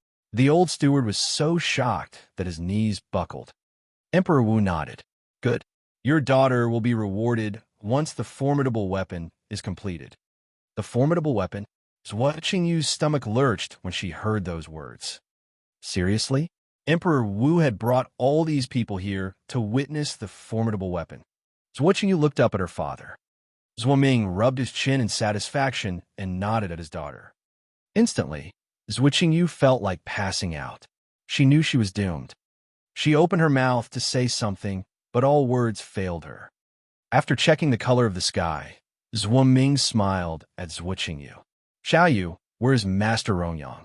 With much difficulty, Zhuo Qingyu said, "Master Rongyang is working on the weapon as we speak." Zhuo already knew the answer, but he needed to ask the question to bring up the next one. "You've been in closer proximity to the Master than any of us. So, tell me, has Master Rongyang hammered it 107 times? That was the last thing Zhuo Qingyu wanted to talk about, but Zhuo wouldn't shut up about it. In her head, Zhuo Qingyu was already screaming. "Yes," said Zhuo Qingyu, clenching her fists. Zhuo glanced at the other officials and smiled. "So it's true. Lord Mu is right." The old steward stared at Zhuo in bewilderment and wondered why Zhuo Qingyu's father looked so happy. He wanted to say something, but then decided that he should keep silent. Feng Yanfeng sounded very envious as he said to Zhuo, "This weapon is going to be so amazing." Northern Feng General Spear was made with 107.5 strikes, but the Master may use all 108 strikes with this one. "Master Zhuo, congratulations." Zhuo rubbed his chin and said, "You flatter me." Zhuo Qingyu finally realized what was going on here. Her father really thought that Master Rongyang was building a weapon for the Zhuo family. She wanted to explain, but the emperor was here, and she didn't know what to say. It just so happened that her father wouldn't shut up about it, and he was enjoying all the congratulations so much. Zhuo Qingyu really wanted to cry now.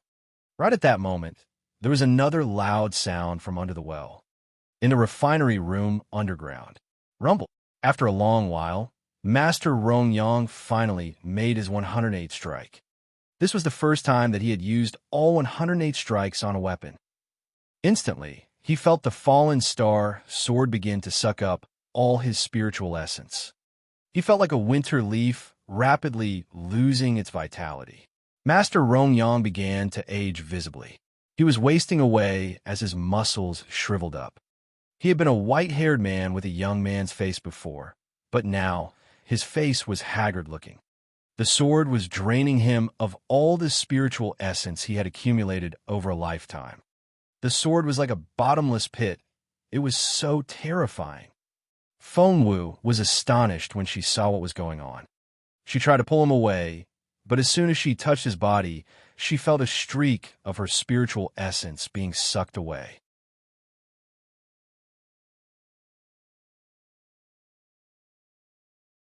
Chapter 1322, a Hopeless Situation. Chapter 1322, A Hopeless Situation. That was crazy. It was too late for Feng Wu to take her hand back now. Whoosh. Soon, Feng Wu was drained of her spiritual essence as well. But she was a little better than Master Rongyang, because she still had a free hand to replenish her spiritual essence. Feng Wu had made a batch of a spiritual essence supplement a while ago, and had given Master Rongyang some this time. Right now, she still had about a dozen left. The spiritual essence supplement made by Feng Wu was nothing like those on the market. The amount of spiritual essence in each bottle alone was beyond imagination. 1 bottle, 2 bottles, 3 bottles. Feng Wu felt much more relieved when she drank the supplement. As a result, Master Rongyang's situation improved as well. However, the spiritual essence was consumed shortly after it entered her system. The speed at which she was drained of spiritual essence was terrifying. Even Feng Wu, who could remain unperturbed even in the face of an erupting volcano, had begun to panic. At this speed, the amount of supplement she had wouldn't be enough. 5 bottles, 10 bottles. As time went by, Feng Wu was at a loss over what to do. 15 bottles. Finally, Feng Wu used up all the supplement bottles she had. Rumble. She heard a rumble in her head and began to faintly sense a little creature inside the fallen star sword. It looked like a tiny human baby with 2 pointy white ears. Right now, it was curled into a ball and sleeping soundly. It was smacking its lips as well. Feng Wu was speechless. She was on the verge of passing out when she heard Master Rongyang's voice. "Hang on, kiddo. You didn't think that a formidable weapon would be that easy to subdue, did you? I made it with all 108 of my signature strikes. This is going to be the most formidable weapon I've ever made. I don't think I'll be able to make anything better for the rest of my life." Feng Wu was astonished by those words. She didn't expect the fallen star sword to be so impressive, which explained why it was so difficult to subdue it. Biting hard on the tip of her tongue, Feng Wu used the pain and the taste of blood in her mouth to rouse herself. She needed spiritual essence. A lot of it. There was no supplement left, but fortunately, she still had a lot of treasures in her ring space.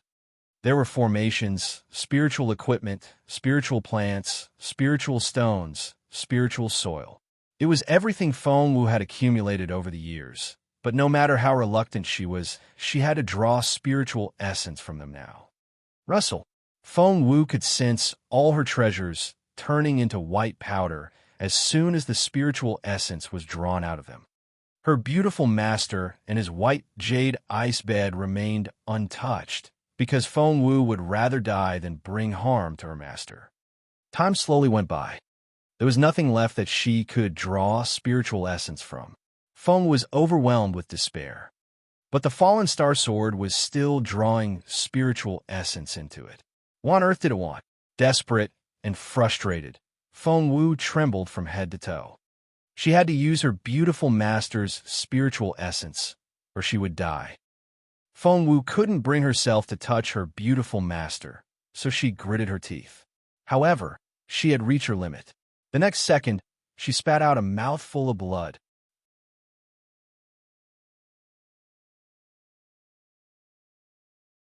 Chapter 1323, The Weapon. Chapter 1323, The Weapon. Master Rongyang gave Feng Wu a suspicious glance. He could sense another source of spiritual essence inside Feng Wu, which she would rather die than draw from. When the spirit of the fallen star sword made another attempt, Feng Wu spat out a mouthful of blood again. Her blood formed a thin mist which scattered all over the sword. The blade that looked like a withered twig at first began to revive as soon as the blood landed on it. All of a sudden, the tiny sword spirit woke up from its deep sleep and flew toward Feng Wu's neck at lightning speed. Gurgle. Feng Wu could sense her blood being drained out of her body as she watched. Gone with it was her spiritual essence. Feng Wu could tell that the tiny sword spirit was devouring the spiritual essence in her dantian. Master Rongyang fell to the ground and panted after the sword spirit flew out. All his hair had turned white, the skin on his face was sagging, and he looked so tired that he seemed to have aged 10 years. But luckily, his life wasn't in danger anymore. One couldn't say the same for Feng Wu. She turned ghastly pale as the blood and spiritual essence flowed out of her body.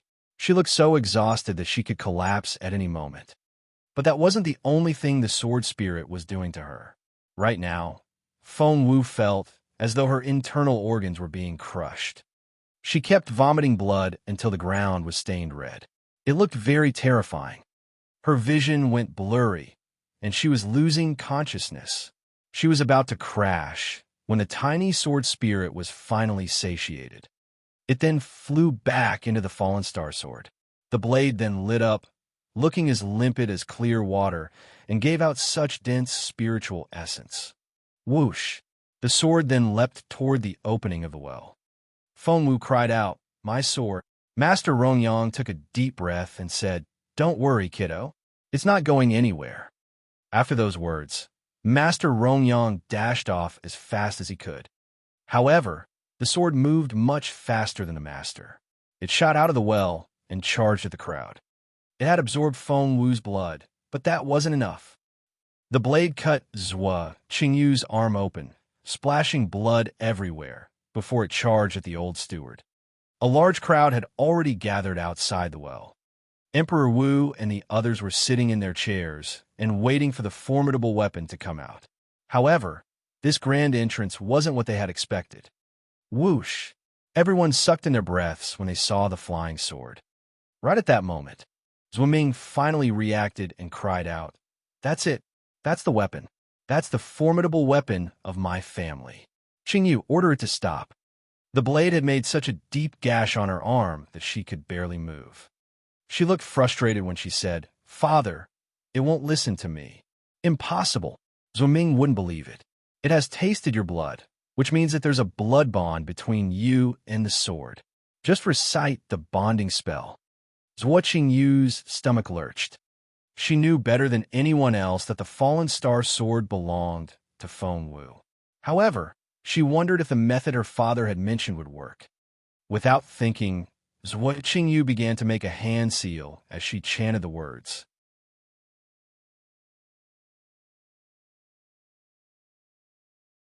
Chapter 1324, Come Back Here. Chapter 1324, Come Back Here. Emperor Wu and the other officials were all astonished when they saw the irritated flying sword in the air. This formidable weapon was quite the character. Zhuoming prompted Zhuo Qingyu to subdue the sword, and she did as she was told. She quickly chanted the spell. All eyes were on the sword, and everyone wondered if it would surrender. However, the old steward was flustered. "This isn't right. The weapon belongs to Feng Wu. What's switching you doing?" To his frustration, the weapon seemed baffled and actually stopped in midair. As Zhuo Qingyu's chanting sped up, it slowly flew toward her. Emperor Wu and the others watched with great interest, and the emperor rubbed his chin and nodded. "What an amazing sword!" Lord Mu cupped his hands at Zhuoming and said, "Master Zhuo, your family is so blessed. Zhuo Qingwan is already the top teenage cultivator of her generation, and your second daughter seems to be as amazing as her sister." Zhuoming humbly expressed his gratitude, but couldn't hide the satisfied smile on his face. Deep down, he was overwhelmed with pride. The fallen star sword was slowly flying toward Zhuo Qingyu, and her eyes lit up with excitement. Just when everyone thought that the sword was going to become Zhuo Qingyu's. "Come back here," they heard a furious voice. Everyone jumped at the bellow and turned in the direction of the voice. Feng Wu stood next to the well with her face drained of all color. She was frowning, and the look in her eyes was as sharp as blades. She stared at the weapon in the air. To everyone's astonishment, the sword that was slowly flying towards Zhuo Qingyu paused for a moment in the air, before it turned around and flew toward Feng Wu. Everyone was speechless. Zhuo Ming's face immediately darkened. Zhuo Qingyu didn't look any happier than her father. She stared at Feng Wu so hard that her eyes popped out. "Come back here." Zhuo Qingyu shouted at the sword as well. But the Fallen Star sword had recognized Feng Wu as its owner and no longer responded to Zhuo Qingyu's voice. Feng Wu spread open her palm, and the scarlet sword landed in it. The red color disappeared after that, and the sword was silver and bright again. It glistened like flowing water and was as docile as a sleeping child. Everyone was speechless. Feng Yanfeng's eyes widened. "Feng Wu, you." Zhuo Ming's face was darker than a stormy sky. He glared at Feng Wu and bellowed, "Feng Wu, how dare you steal my family's weapon?" Because she had used her own blood to nourish the sword. Feng Wu was ghastly pale at the moment and felt completely drained. Zhuo Ming's bellow almost struck her down. Crack! Feng Wu had to thrust the Fallen Star sword into the ground to steady herself. Zhuo Ming turned around and stared at Feng Yanfeng. "Master Feng, is this how the Feng family does things? I'm amazed." Feng Yanfeng broke out in a cold sweat. He was one of the lower-ranking officials among these people, and had been feeling nervous, but Feng Wu had just dragged him under the spotlight.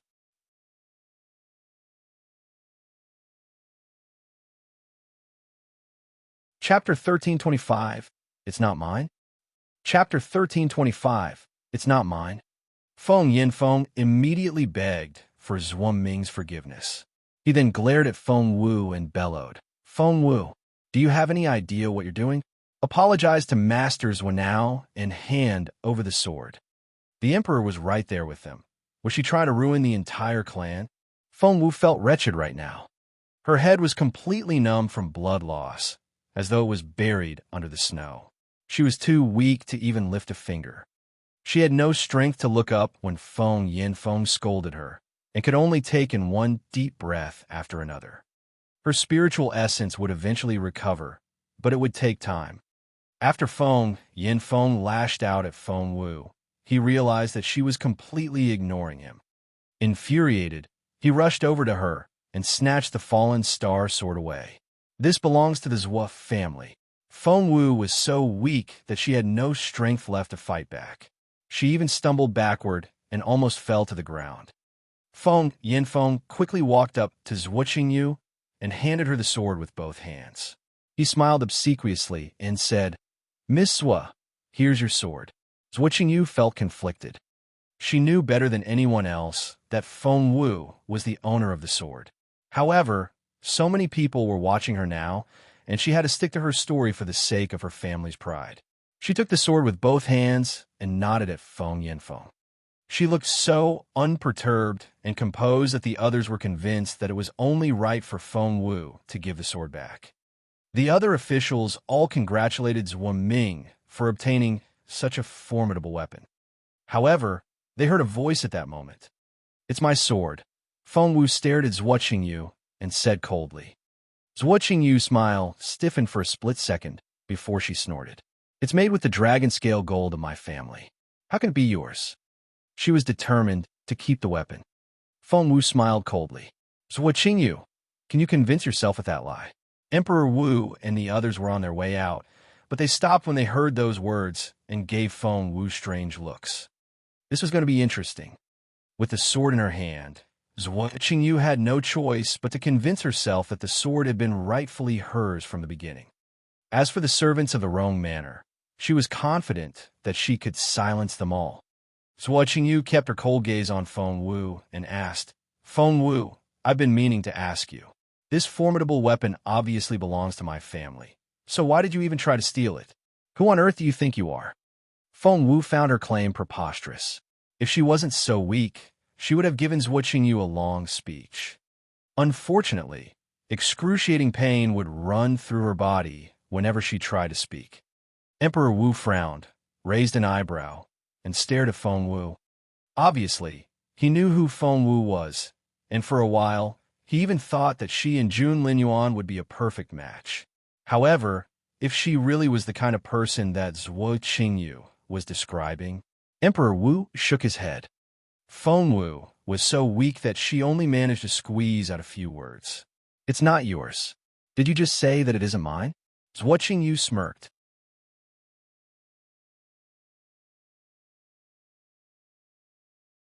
Chapter 1326, Fallen Star Sword.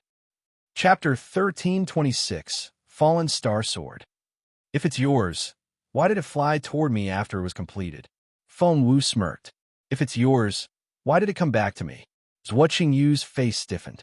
She then smirked and said, "You assisted Master Rongyang in forging the weapon. Maybe you tampered with it. Who knows? Luckily, you can't keep lying forever.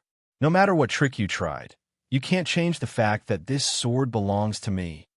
Watching you sounded so righteous that she believed her own lie. The old steward, Yuan, and all the other servants of the Rong Manor gave her strange looks. They had all been there when she made a bet with Feng Wu, and they all knew that the sword should belong to the latter. How could Zwitching Yu tell such a blatant lie? Feng Wu was so furious that she laughed, and her bloodless cheeks flushed. "Zwitching Yu, I'm so amazed." Zwitching Yu smirked. "Are you mocking me now? So, tell me this. If this really is your sword, why does it contain my family's dragon scale gold?" Everyone gave Feng Wu strange looks now. Zwitching Yu was right. The golden flash on the sword came from the dragon scale gold, something that only the Zhuo family had. So, she's Feng Wu. Lord Mu finally recognized that name. Mu Yao Yao had held a grudge against Feng Wu and provoked her repeatedly. However, she had been defeated every single time, and had had to drop out of school and go back to Firmament Palace in the end. Naturally, Lord Mu blamed everything on Feng Wu. He glanced at Feng Wu coldly and told Emperor Wu, "I've heard Feng Wu's name before. Yao Yao, my daughter dropped out of school because of her." Those words instantly changed other people's opinion of Feng Wu. Watching you smirked and was determined to keep the sword. Feng Wu kept her back ramrod straight, opened her right hand, and shouted, "Fallen Star Sword, come back." Fallen Star Sword. Was that the name of the sword? All eyes were on Zwitching Yu and the sword in her hand. If the sword belonged to her, it would never answer Feng Wu's summons. However, to their great surprise, the Fallen Star Sword started struggling. No, Zwitching Yu grabbed the Fallen Star Sword and held on to it with all her might. The sword was only swaying slightly at first, but the harder Zwitching Yu gripped it, the more violently it struggled. "No, I won't let it." Zwitching Yu wrapped her fingers even tighter around the hilt. Bulging blue veins were visible on her forehead and her arms, and her hands shook non-stop. Her face twisted with all the effort. Emperor Wu frowned. As an emperor, he was anything but dumb. It was obvious that the Fallen Star Sword didn't recognize Zwitching Yu as its owner. Instead, Zwitching Yu was forcing it to stay with her. Crack. Soon, the sword's movements couldn't be controlled. In the end, there was a loud thump. Poor Zwitching Yu. She was thrown off balance and fell backward. As everyone watched, the Fallen Star Sword flew toward Feng Wu. It moved at lightning speed and landed in Feng Wu's palm.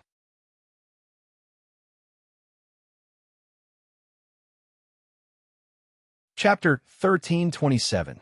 She says it's her Fallen Star Sword. Chapter 1327. She says it's her Fallen Star Sword. The scarlet blade calmed down once it was resting in Feng Wu's palm. The roaring sound faded until it completely disappeared. Everyone was speechless. "Feng Wu, give me back my Fallen Star Sword. Give it back to me." Watching you pounced at Feng Wu and tried to hit her. She looked like she had lost her mind. Feng Wu only sneered at her in silence. A murderous look flickered in Zhuoming's eyes, and he glared at Feng Wu. "Feng Wu, are you going to declare war against the Zhuo family now?" Feng Wu only smirked. "I see. You're the first person who has dared to ignore me like this. No one will blame me for killing you then." Zhuoming raised a hand, and a streak of cold light shot at Feng Wu's face. Jun Linyuan had kept his silence the entire time, but he was also watching Feng Wu closely. He wondered how stubborn the girl could be. The Zhuo family had cornered her, but she still wouldn't ask for his help. One word from her, and he would stand up for her. As frustrated as the crown prince was, he couldn't bring himself to see Feng Wu hurt. Hence, as soon as Wu Ming took action, the crown prince stepped out. However, someone else got there first. Master Rong Yang had finally climbed out of the well on trembling legs. The first thing he saw was the sharp object flying toward Feng Wu, so he struck down at it with his walking stick. It was no ordinary walking stick. Thump! It hit the flying weapon and made a loud clang, sending sparks everywhere. The noise shocked everyone. Master! Seeing his master, the old steward ran to his side immediately. Instantly, everyone turned to look at Master Rongyang. All his hair had turned snowy white, his skin was sagging, and he looked at least 10 years older. Even Emperor Wu looked surprised. He couldn't believe that this man was the Master Rongyang he knew. Zhuo Qingyu blanched as soon as she saw Master Rongyang.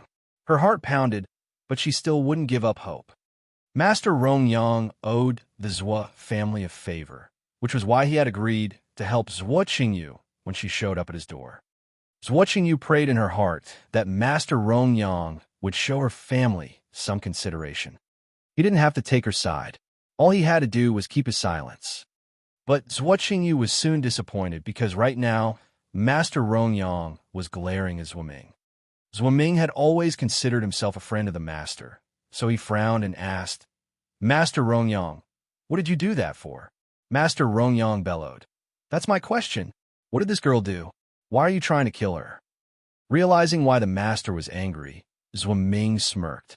Master, you weren't here earlier. This girl is unbelievable. She's saying that this fallen star sword belongs to her. How ridiculous is that? Ridiculous? Zhuo Ming was ridiculous. Master Rongyang glared at Zhuo Ming and asked, What's ridiculous about that?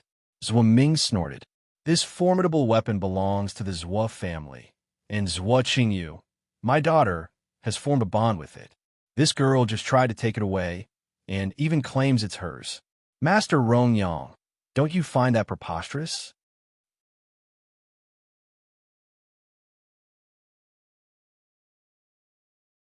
Chapter 1328. Whose sword is it? Chapter 1328. Whose sword is it? Master Rongyang looked stunned. He then stared at Zhuo Ming with a strange look on his face before shifting his gaze to Zhuo Qingyu. For a moment, everyone just stood there in silence and looked at Master Rongyang. What was happening? When Master Rongyang finally spoke again, he asked, What did you say? Your fallen star sword? Zhuo Ming asked, Am I wrong to say that? Master Rongyang said, And you say that Zhuo Qingyu has bonded with it. Zhuo Ming said, Did I say something wrong? Of course you did. Master Rongyang still felt very weak, but because of his rage, he bellowed at the top of his lungs. What? Everyone cried out in surprise. They hadn't expected to hear that from Master Rongyang at all. Master Rongyang, what's going on? Emperor Wu sounded confused. Only then did Master Rongyang notice the emperor. Your Majesty? Master Rongyang looked bewildered. Emperor Wu nodded at him and asked, So, tell us, who does this sword belong to? Master Rongyang said righteously, Of course it belongs to Feng Wu. That answer shocked everyone. Everyone had been making guesses based on Master Rongyang's reaction, but they were still astonished to hear that reply from him. What? Lord Mu and the others exchanged bewildered looks. Feng Yinfeng was stunned. He had just been told that the formidable weapon belonged to Feng Wu. That's impossible. More than one person objected, but Zhuo Ming was the most astonished of them all. He ran over to Master Rongyang and glared at him. Nonsense. You have no idea what you're talking about. Master Rongyang was in a bad mood, and Zhuo Ming's bellow only irritated him further. He yelled, I made the weapon myself. How can I not know whose it is? You old fool. You. Zhuo Ming shook with rage. If Master Rongyang was telling the truth, what Zhuo Ming had done so far would make him look like a clown. How was he supposed to face his colleagues from now on? Zhuo Ming was still hesitating when he looked up and saw Zhuo Qingyu. She was trying to sneak off. Before she could do so, her father rushed over and grabbed her by the shoulder. Zhuo Qingyu, give me an explanation. Tell them that the fallen star sword belongs to our family. Zhuo Qingyu's face had turned scarlet red, and she looked utterly ashamed. If the ground opened up at that moment, she would jump in without hesitation. Father, speak. Hasn't the sword bonded with you? What are you waiting for? Tell me. Zhuo Ming was losing his patience. Zhuo Qingyu wanted to bite her tongue off. Had she known that things would turn out this way, she would never have made a claim on the sword. Right now, she was in such an awkward situation. Say something. Zhuo Ming sounded very anxious. Right now, all eyes were on Zhuo Qingyu. What should she do? Was she doomed? Zhuo Qingyu looked at Feng Wu and saw how unperturbed she was. That woman, how could she always look so level-headed?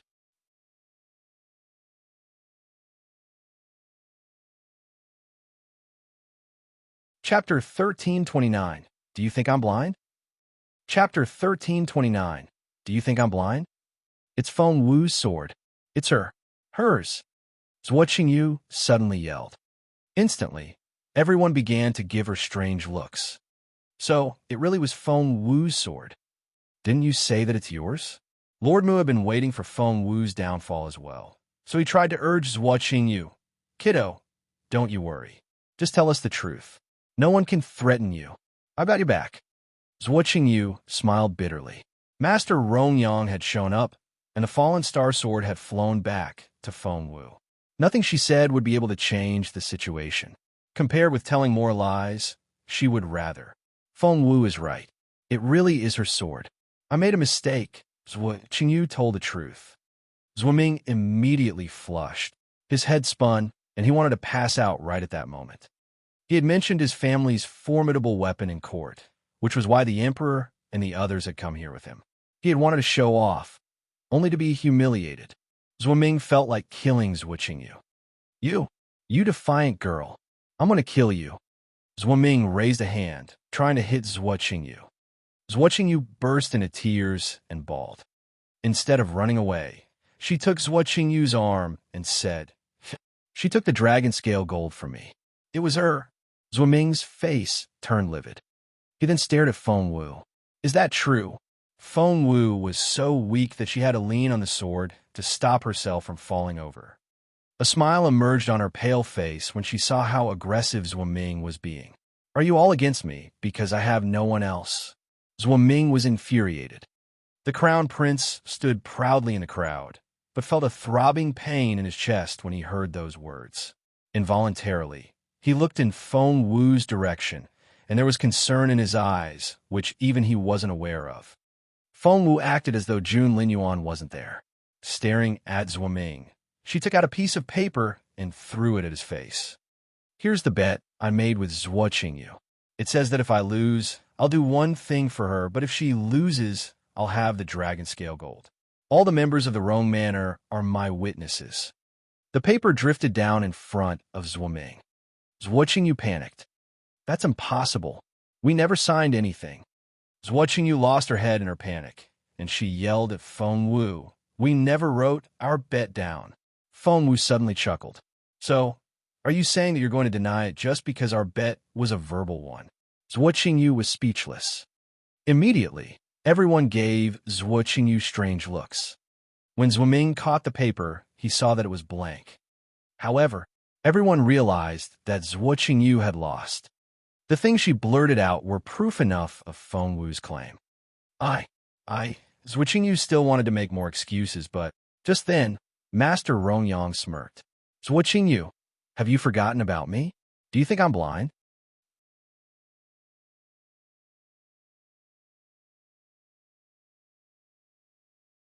Chapter 1330, No Fighting for Now. Chapter 1330, No Fighting for Now. Master Rongyang was the most convincing witness. You've inverted justice, made up groundless rumors, and told shameless lies. I've never met a brazen-faced young woman like you before. Because Master Rongyang was very angry, he chose the harshest words he could think of. Each word was like a whip to Zhuo Qingyu's face. She turned pale and trembled from head to toe. Zhuo Ming was so furious that he was speechless.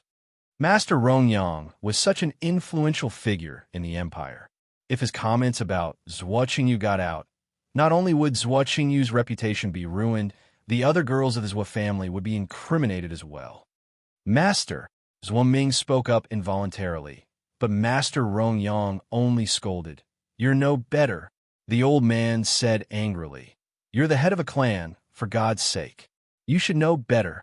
Not only did you give a false account of the truth, you also threatened a teenage girl as well. Are you proud of yourself? Zhuo Ming was utterly humiliated by those words. His face had turned scarlet red, but he couldn't retort to any of the things the old man said. After all, Master Rongyang belonged to Zhuo Ming's father's generation, and he couldn't confront a senior. Master Rongyang was still angry. Feng Wu and I forged this fallen star sword together. So remember this. If anyone tries to take the sword away from her, they'll have me to answer to. You've been warned. Feng Wu was deeply touched. She was still weak, but the fallen star sword was so formidable that other people were bound to slaver after it. At least, the Zhuo family would.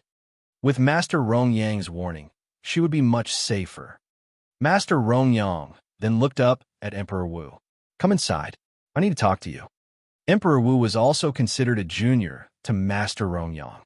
His father, the late emperor, was Master Rongyang's best friend, and the old man had always considered the emperor his nephew. Therefore, Emperor Wu had to do as he was told. You too. Master Rongyang cast a stern look at the crown prince, who had remained silent the entire time. Once they went inside, Master Rongyang set up a barrier so that no one could hear what they were talking about. In the yard, Zhuo Qingyu glared at Feng Wu with eyes filled with hatred. Feng Wu stood there, looking as proud as ever. Her clothes flapped in the wind, making her look even slimmer. She reminded one of new grass in the spring, refreshing but very tenacious. But in fact, she was in a miserable state. Most of her spiritual essence had been sucked away by the fallen star sword, and she was barely able to stand. She started to lose consciousness, and her vision turned blurry. Xiao Wu, Xiao Wu. When she heard the familiar voice, her legs gave in, and she collapsed. It seemed forever when Feng Wu woke up again, but her head was still muddled. She regained consciousness before she opened her eyes, and she could hear some familiar voices. Is Xiao Wu still unconscious? Yes. It's been days, and we don't know when she'll wake up. The Imperial physician says that she's in really bad shape. She shouldn't be fighting anytime soon, but she still has that Dragon's Gate challenge. What should we do now?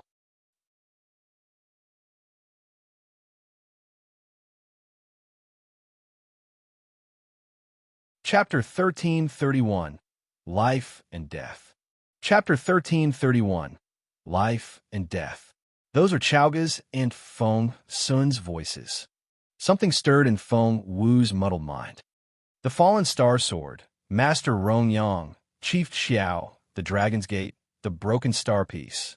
As they came back to her one after another, Feng Wu bolted up from the bed, and there was a crash. In her haste, Feng Wu had knocked a teacup off the bedside table.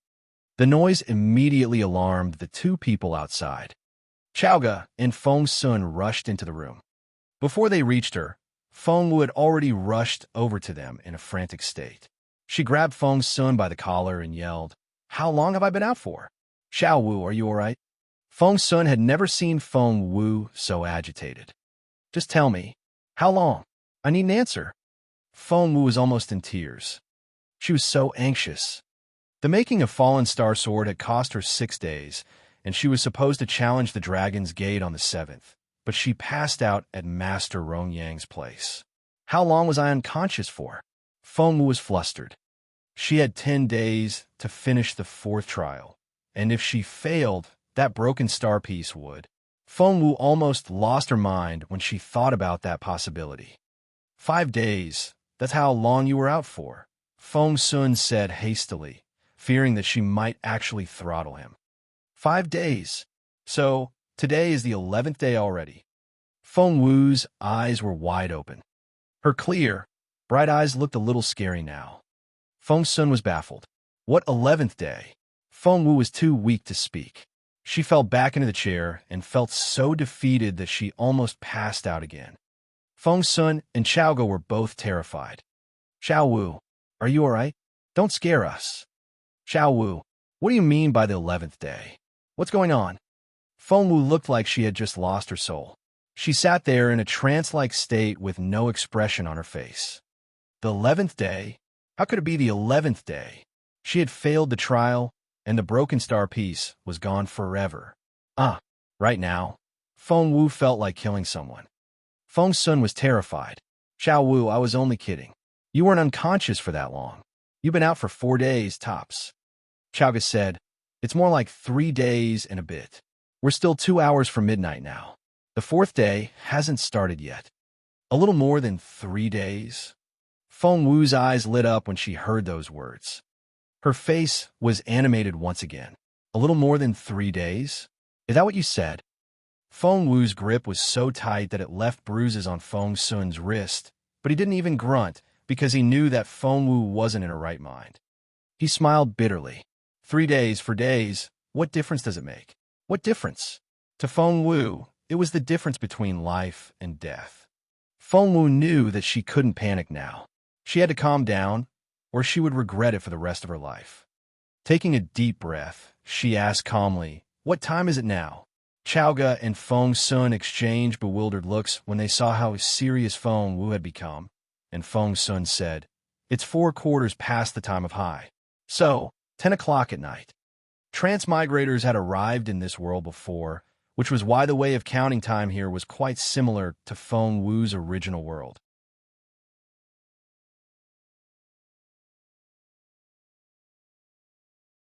Chapter 1332, The Final Moment.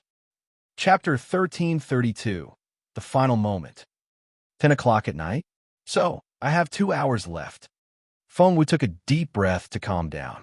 I still have time, right? The question was directed at the peach blossom fairy in her head. However, the fairy only gave Feng Wu a strange but piteous look without saying a word. Just tell me, do I still have 2 more hours? Feng Wu glared at her. The fairy was a little frightened. Pursing her lips, she looked at Feng Wu and nodded. Yes, but you'll never be able to finish it in 2 hours. Why didn't you wake me up? Feng Wu tried to suppress her anger. The broken star piece was something she valued more than her own life. The fairy glanced at Feng Wu and said quietly, I tried, but you just wouldn't wake up. Listen, my throat is raw from all the shouting. God knew how flustered she had been when Feng Wu remained unconscious and wouldn't respond to her calling. Fine. We'll talk about it later. My top priority now is to finish the task. Feng Wu took a deep breath. Xiao Wu. Chaoga and Feng Sun exchanged looks because they realized that Feng Wu's mind had wandered off again. Feng Wu snapped out of a reverie and told Feng Sun, I'm going to take the Dragon's Gate challenge now. Feng Sun couldn't believe what he had just heard, and he yelled at Feng Wu, Are you out of your mind? Do you know what time it is now? It's almost midnight. Feng Wu grabbed him and said anxiously, I don't care. I need to do it now. I can't wait. Feng Sun shook his head. It's not going to happen. Feng Wu was already heading out. Feng Sun immediately stopped her. Little Feng Wu, are you crazy? You've missed your appointment, and Chief Chiao won't let you do it anymore. What Feng Sun didn't tell Feng Wu was that people had been talking about her challenge, and many had bet on the outcome. Some had bet on her success and others on her failure, but no one had anticipated that she would give up. People in the Imperial capital had been saying the nastiest things about Feng Wu, and Chaoga didn't dare to repeat them to her. Feng Wu had no idea of any of that. She only stared at Feng Sun and asked, What if I insist? Are you in such a rush? Taking a deep breath, Feng Wu said in a serious tone, What if I tell you that I'll be dead if I don't pass the Dragon's Gate challenge in the next 2 hours? Is it that serious? Feng Sun couldn't believe what he just heard. Feng Wu nodded. Yes, that's serious. Feng Sun looked into her eyes and saw that she meant it. Wait, let me think. Feng Sun rubbed his chin and racked his brain. He said, Chief Chiao set up the Dragon's Gate, but you were still unconscious and missed the appointment. Chief Chiao was so mad that he said that he wouldn't give you another chance. Feng Wu was speechless. Feng Sun walked back and forth in the room. Chief Chiao is known for his quick temper, and once he's made up his mind, no one can change it. 1.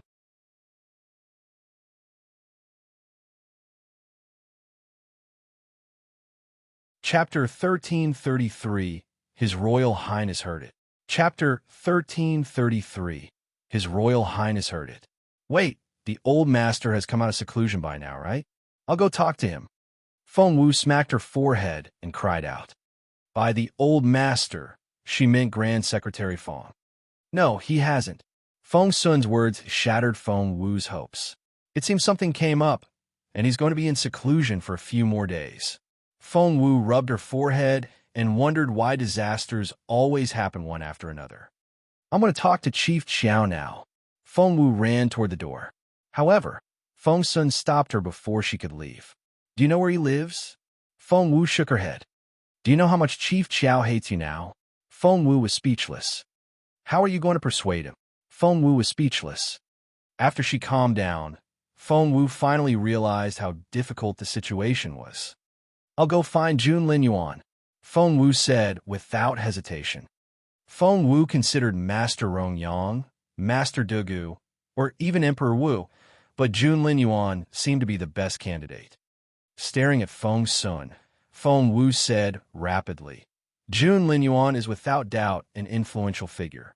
As long as he puts in a word for me, no matter how reluctant Chief Xiao is, he'll have to say yes. Feng Sun asked, Are you so sure that Boss Jun can make that happen? Feng Wu gave Feng Sun a strange look. Trust me, Jun Lin Yuan can do it. If he can't, no one can. Feng Sun looked intrigued and asked Feng Wu, So, that's how impressive you find Boss Jun. Then why do you always offend him? Why did you say you don't like him? Feng Wu snorted. Of course Jun Lin Yuan is an impressive figure. The entire continent knows that, and I'm not blind. But you know how snappy he is.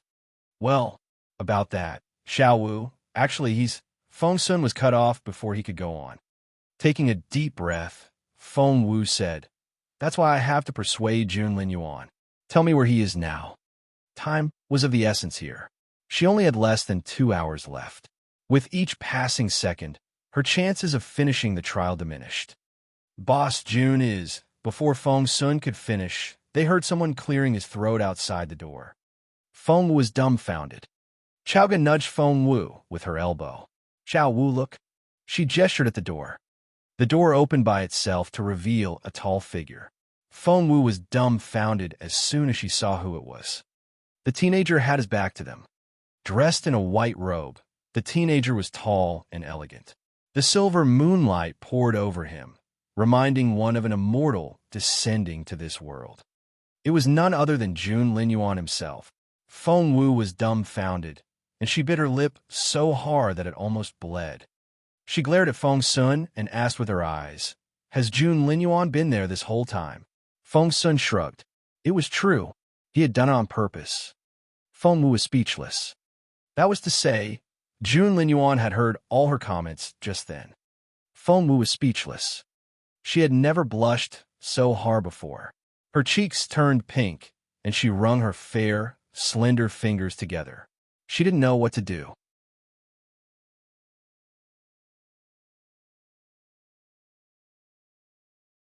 Chapter 1334. Who in the Junwu Empire can stop him? Chapter 1334. Who in the Junwu Empire can stop him? Feng Sun was the one to break the silence. He smiled and said, Boss Jun, what a coincidence. What are you doing here in the middle of the night? The crown prince raised an eyebrow and coughed into his fist. He then turned around and shifted his brooding gaze to Feng Wu. His flickering eyes reminded her of a starry sky. Feng Wu bit her lower lip and remained silent. She really didn't know what to do and felt so embarrassed. The teenager was still looking at Feng Wu. The look in his eyes was usually indifferent, but it was full of excitement now. He waved at Feng Wu. Come over here. Feng Wu bit her lower lip, looked down, and clenched her fists. Just go. Feng Sun gave Feng Wu a little push toward Jun Lin Yuan and reminded her, Don't you want to take the Dragon's Gate challenge? And didn't you say Boss Jun is the only one who can help you? He's here now, so it's up to you if he'll help you or not. Feng Wu had nothing to say. While Feng Wu was still fidgeting, Jun Lin Yuan raised an eyebrow and gave her a meaningful look. Go get ready.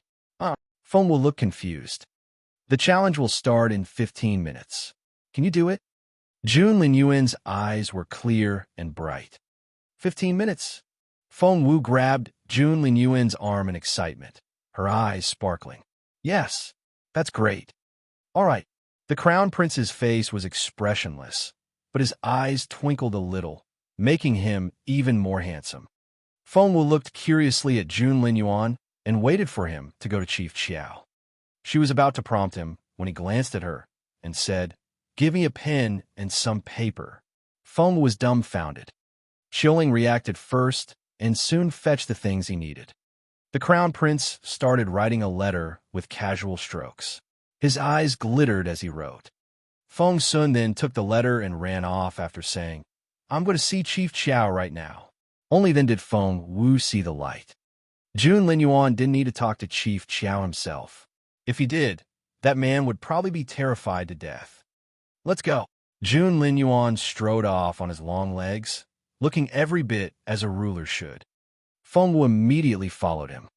Feng Wu couldn't enter initial whenever she wanted, because she wasn't a Year 2 student yet. As for the crown prince, Feng Wu was about to remind Jun Lin Yuan about what he had to do to get in, when she saw him swipe a finger through the air. The barrier blocking the entrance split open as though it was made of paper, revealing a passageway wide enough for a person to walk through. Feng Wu was speechless.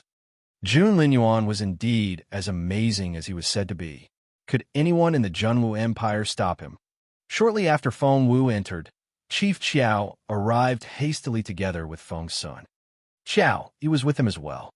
Chief Chiao seemed infuriated when he saw Feng Wu, and there was a faint smirk on his face. However, his attitude changed completely when he saw Jun Lin Yuan. "Your Royal Highness."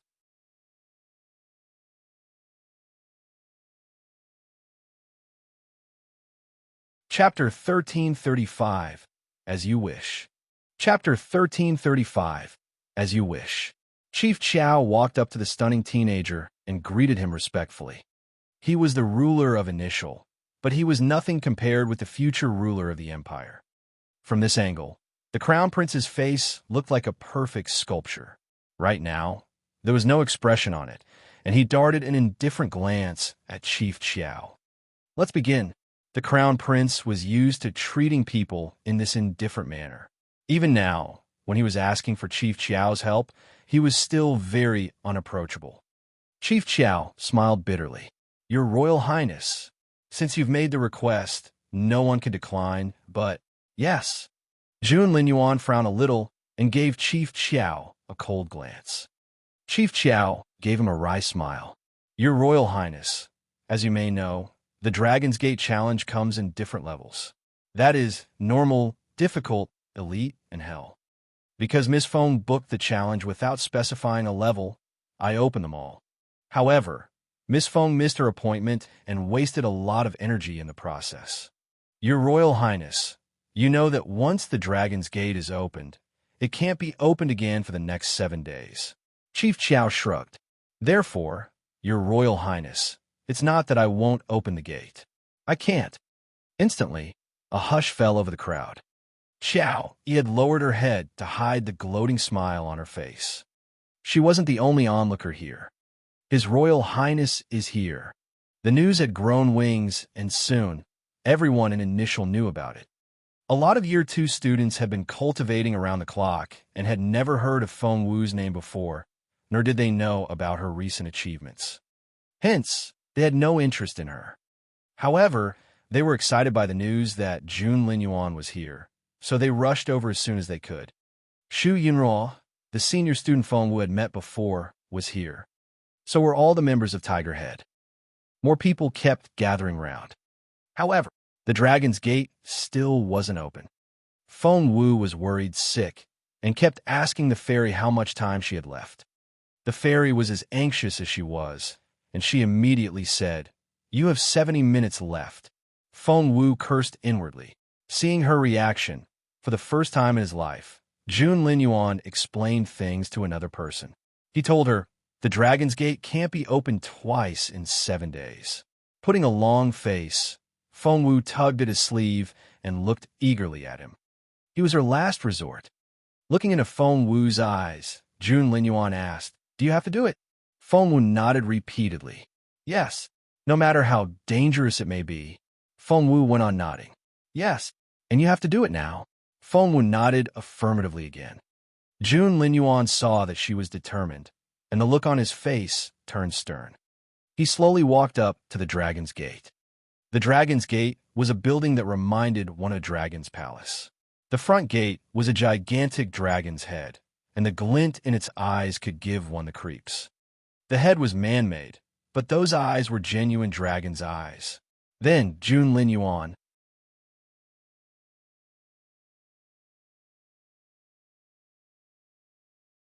Chapter 1336. Does she have a choice? Chapter 1336. Does she have a choice? Jun Linyuan stepped out and swept his wide sleeve across the dragon's head. The next second, the shining eyes closed. Wow! Everyone stared at the crown prince in disbelief. Even Chief Qiao's eyes widened.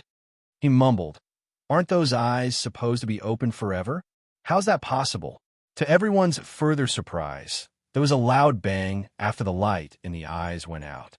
After that, they saw a ring of misty white light. Jun Linyuan's eyes flickered in the dark, and he asked Feng Wu earnestly, "This is the insane level. Are you bold enough to try it?" Insane level. Everyone was astonished. The Dragon's Gate challenge was supposed to consist of 4 levels: normal, difficult, elite, and hell. Where did this new level come from? Feng Wu was surprised as well. It was called insane, which suggested how difficult it was. It would probably drive her insane. 60 minutes left, the fairy reminded Feng Wu in her head. Feng Wu's stomach lurched. Beggars couldn't be choosers. She had no time to be picky about the level of difficulty now. At that thought, Feng Wu nodded solemnly. "I'll do it. Enter."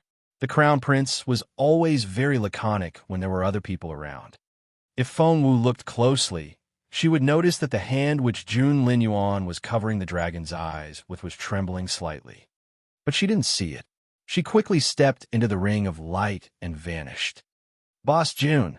When Jun Linyuan drew back his hand, Feng Sun immediately saw that his palm was charred, and he could smell burnt flesh. "Boss Jun," Feng Sun took a step forward, trying to take a closer look. However, the crown prince frowned and shot a warning glance at him. Feng Sun paused in embarrassment. His lips moved, but he didn't know what to say. Just then, "Look!" someone cried out. After Jun Linyuan put his hand down, they could see Feng Wu's image in the dragon's eyes. To be more precise, the eyes were showing what Feng Wu was doing inside. That was to say, everyone could see Feng Wu taking the challenge. "Look, she's in Trial 1, and she's already in danger." The Dragon's Gate was where Year 2 students took their tests, so they were very familiar with the normal level. At the normal level, the Dragon's Gate consisted of just 3 trials, and those new to Year 2 could roam this level only. The difficult level consists of 6 trials. There are 9 trials at the elite level and 12 at the hell level. Does that mean that there are 15 trials at this insane level? All the members of Tiger Head were there. Tao Hu, Gu Honglang, and Lung Hu all held a grudge against Feng Wu, and right now, they were staring at the dragon's eyes. Does she think she can survive this insane level? That's just preposterous. No one had any faith in Feng Wu, especially Lung Hu. Her arms had recovered, and right now, she was smirking with her arms crossed. Gu Honglang sneered as well. Who does she think she is? The insane level? If you ask me, the normal level is already difficult enough for her.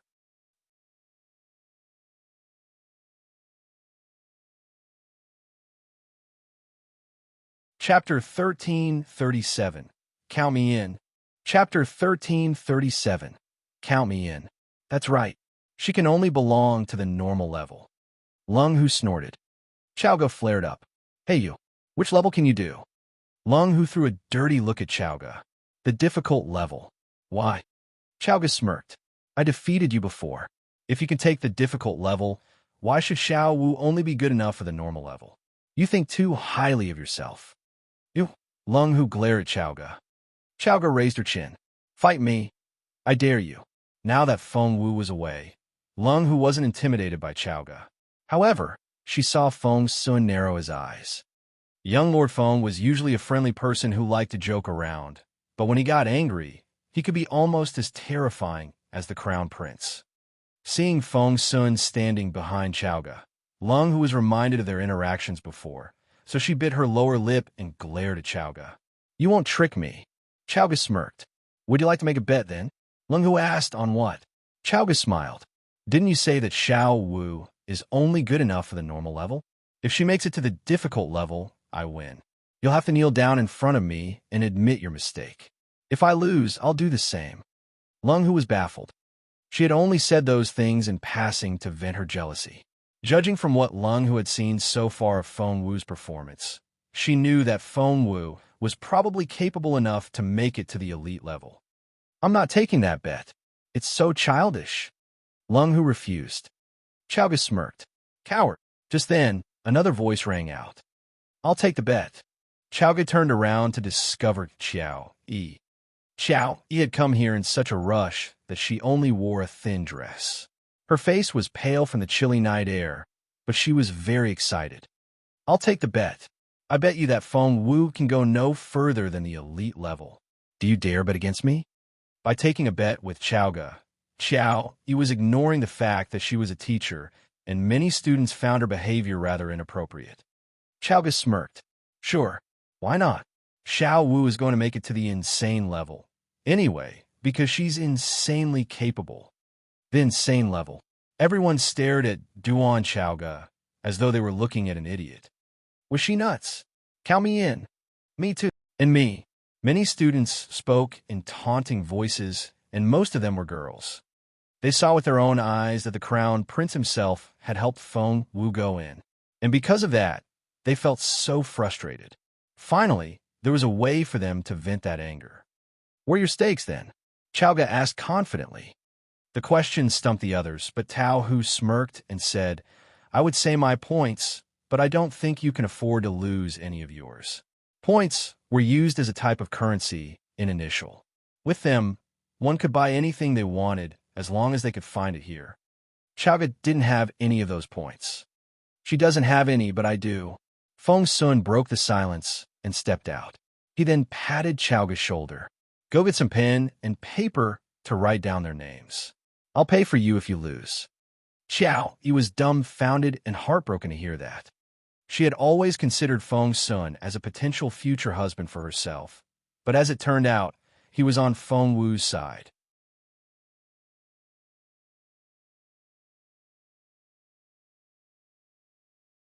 Chapter 1338, Infatuation. Chapter 1338, Infatuation. The others were displeased to see Feng Sun take Feng Wu's side as well. As a result, many people doubled the points they were using as their stakes. More Year 2 students kept gathering round until almost all of them were there. They then asked Chaoga for the final result, so she did some calculations. She asked Feng Sun, "Are 100,000 points a lot?" The points were quite valuable. With 1 point, one could rent a cultivation room for an hour, and they were very hard to earn. Even the top student in a monthly test would only be rewarded with 100 points. 100,000? Feng Sun was a little surprised. He didn't realize so many people held grudges against Feng Wu. He checked the list and saw that most of the students had bet that Feng Wu wouldn't be able to make it to the elite level. Only 2 people actually thought that she could enter the hell level. And those 2 people were Xu Yunruo and Chang Xuequan. As for the insane level, no one thought Feng Wu was that good. Feng Sun smiled. "I guess the house will take it all this time." "Young Lord Feng, do you think that Miss Feng Wu can make it to the insane level?" someone asked indifferently. Feng Sun looked up and found the man a little familiar. "And you are?" He narrowed his eyes. "I mean shouting, and I was 15th in the last monthly test." The expression on the teenager's face was as indifferent as his voice. Feng Sun smiled. 15th. I see. In shouting met Feng Sun's eyes. "But I was stopped at the elite level and wasn't able to enter the hell level." "Young Lord Feng, do you think Miss Feng is more capable than I am?" Everyone fell silent, and all they could hear was the howling wind. Even Ian Shouting, the 15th student in Year 2, couldn't make it to the Hell level. How could Feng Wu succeed? She had just left Year 1 and hadn't been accepted into Year 2 yet. After hearing Ian Shouting's question, everyone began to give Duan Chaoga strange looks. They were even more convinced that Feng Wu was going to lose. "Excuse me, may I raise my stake?" someone asked gingerly. Chaoga picked up her pen. Of course. Feng Sun sighed in resignation. He wondered if the girl had lost her mind. How could she agree to raise the stakes? Had she forgotten that Feng Wu couldn't actually pass the insane level? However, Chaoga had said yes, and there was nothing else Feng Sun could do. He rubbed his forehead. Fine, fine. Bring it on. Put in as much as you want. Although Feng Wu had no points, Boss Jun had plenty of them. In the end, Boss Jun was going to be the one to pay the debt. So Feng Sun decided that he shouldn't be worried. He grinned at Boss Jun. Meanwhile, the Crown Prince. He had been standing there since Feng Wu went in. Crossing his hands behind his back, he looked as handsome as a deity. He kept his unblinking gaze on Feng Wu. He had deep-set features, a chiseled jaw, and flawless skin. He was so stunning. No matter how big the crowd was, one could always pick him out right away. He was simply too spectacular. He was born with this charisma. It wasn't something that could be obtained with learning. Many young men were looking at Feng Wu through the dragon's eyes, but almost all the girls were staring at Jun Linyuan with infatuated looks on their faces.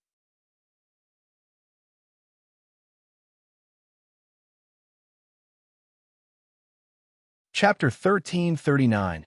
How naive of you. Chapter 1339. How naive of you. The girls were frustrated when they saw the way Jun Linyuan looked at Feng Wu, so they raised their stakes again. After Chaoga finally added up the numbers, her eyes twinkled like stars. Wow, I'm going to be rich. Feng Sun gave her a strange look. How many points are we talking about here? 500,000. Chaoga was thrilled. However, Feng Sun couldn't bring himself to smile anymore. The odds of 2 to 1 meant that he would have to pay 1,000,000 points if he lost. Look, someone cried out at that moment. Feng Wu started fighting. The first 3 trials formed the normal level. As soon as Feng Wu entered, she found herself in a foggy place. There was mist everywhere, and visibility was very low. Arwu, a lone wolf howled. Before Feng Wu could react, a strong wolf charged at her at a tremendous speed. Its speed was unbelievable. However, it might be lightning speed to other people, but in Feng Wu's eyes, the wolf was moving in slow motion. The wolf leapt and pounced at Feng Wu. Thump! Feng Wu raised a leg and kicked the wolf in its belly when it was still in midair. Thump! The wolf wailed in pain and was kicked away into the distance. Crash! It crashed to the ground and whimpered. Its body twitched in pain, but it could no longer stand up. Feng Wu looked past the wolf and headed for a spiral staircase, which led her to the second trial. My family will make you pay for this, the wolf roared. Soon, Feng Wu reached the next floor. The wolf wasn't bluffing, because Feng Wu now faced 2 strong wolves with glossy fur. They were glaring at Feng Wu. They were the parents of that lone wolf. Did you defeat my child? The mother wolf glared at Feng Wu. Meanwhile, the fairy was prompting Feng Wu in her head. Faster. You don't have much time left. Feng Wu knew very well that she couldn't afford to spend more than an hour in the Dragon's Gate. Therefore, when the father wolf grinned and said, if that's the case, it didn't get to finish its sentence. Feng Wu charged at them, punching one wolf and kicking the other. The 2 wolves were immediately struck down. Feng Wu only had to attack once. Without hesitation, Feng Wu headed for the next trial. Meanwhile, the crowd outside were watching her in disbelief. They knew that Feng Wu was good enough to get through the normal level, but they didn't expect her to achieve it so effortlessly. Although it was only the normal level, it was still difficult for new Year 2 students. About 10% of Year 2 students still couldn't pass it. This Feng Wu is more capable than I expected. I think we've underestimated her. Would she take the Dragon's Gate challenge if she didn't know what she was doing? You people are so naive.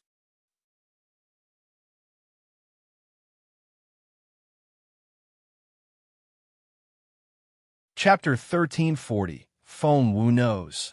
Chapter 1340, Feng Wu Knows. But this is only the normal level. Each trial is going to be more difficult than the previous one. I like to see how far she can go. I don't think she'll make it beyond the third trial.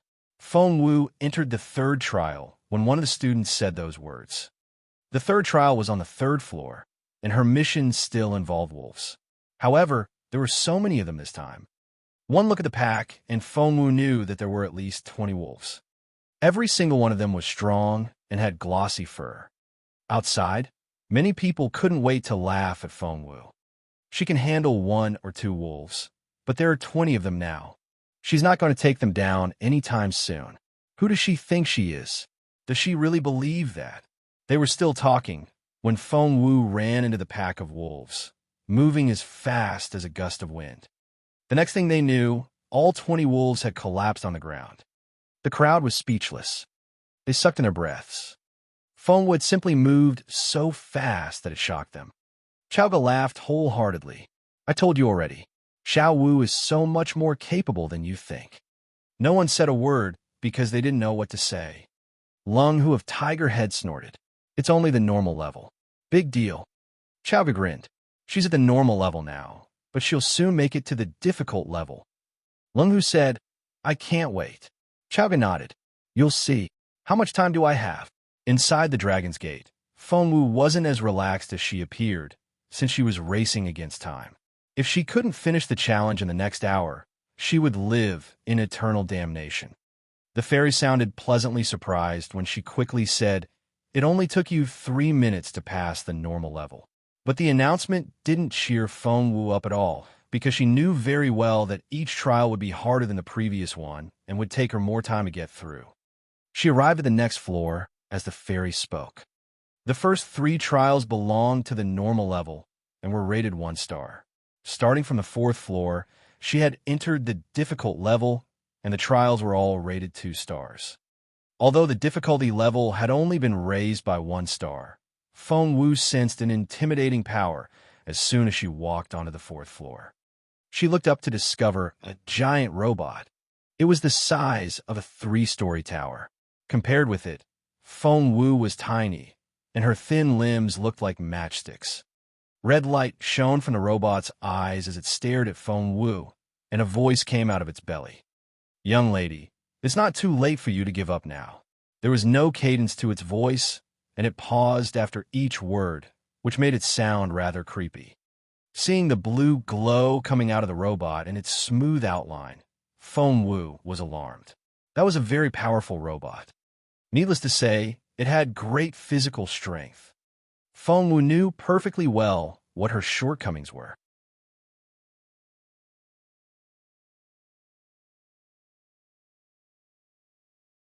Chapter 1341, Repeated Defeats. Chapter 1341, Repeated Defeats. Feng Wu knew perfectly well that she was fast and good at cultivation and formation techniques, but strength wasn't her forte. Right at that moment, the robot clenched its fists and, without warning, it struck at Feng Wu. Thump! There was a loud sound. Luckily, Feng Wu dodged in time. She quickly hid behind a pillar, and the robot's fist smashed into it.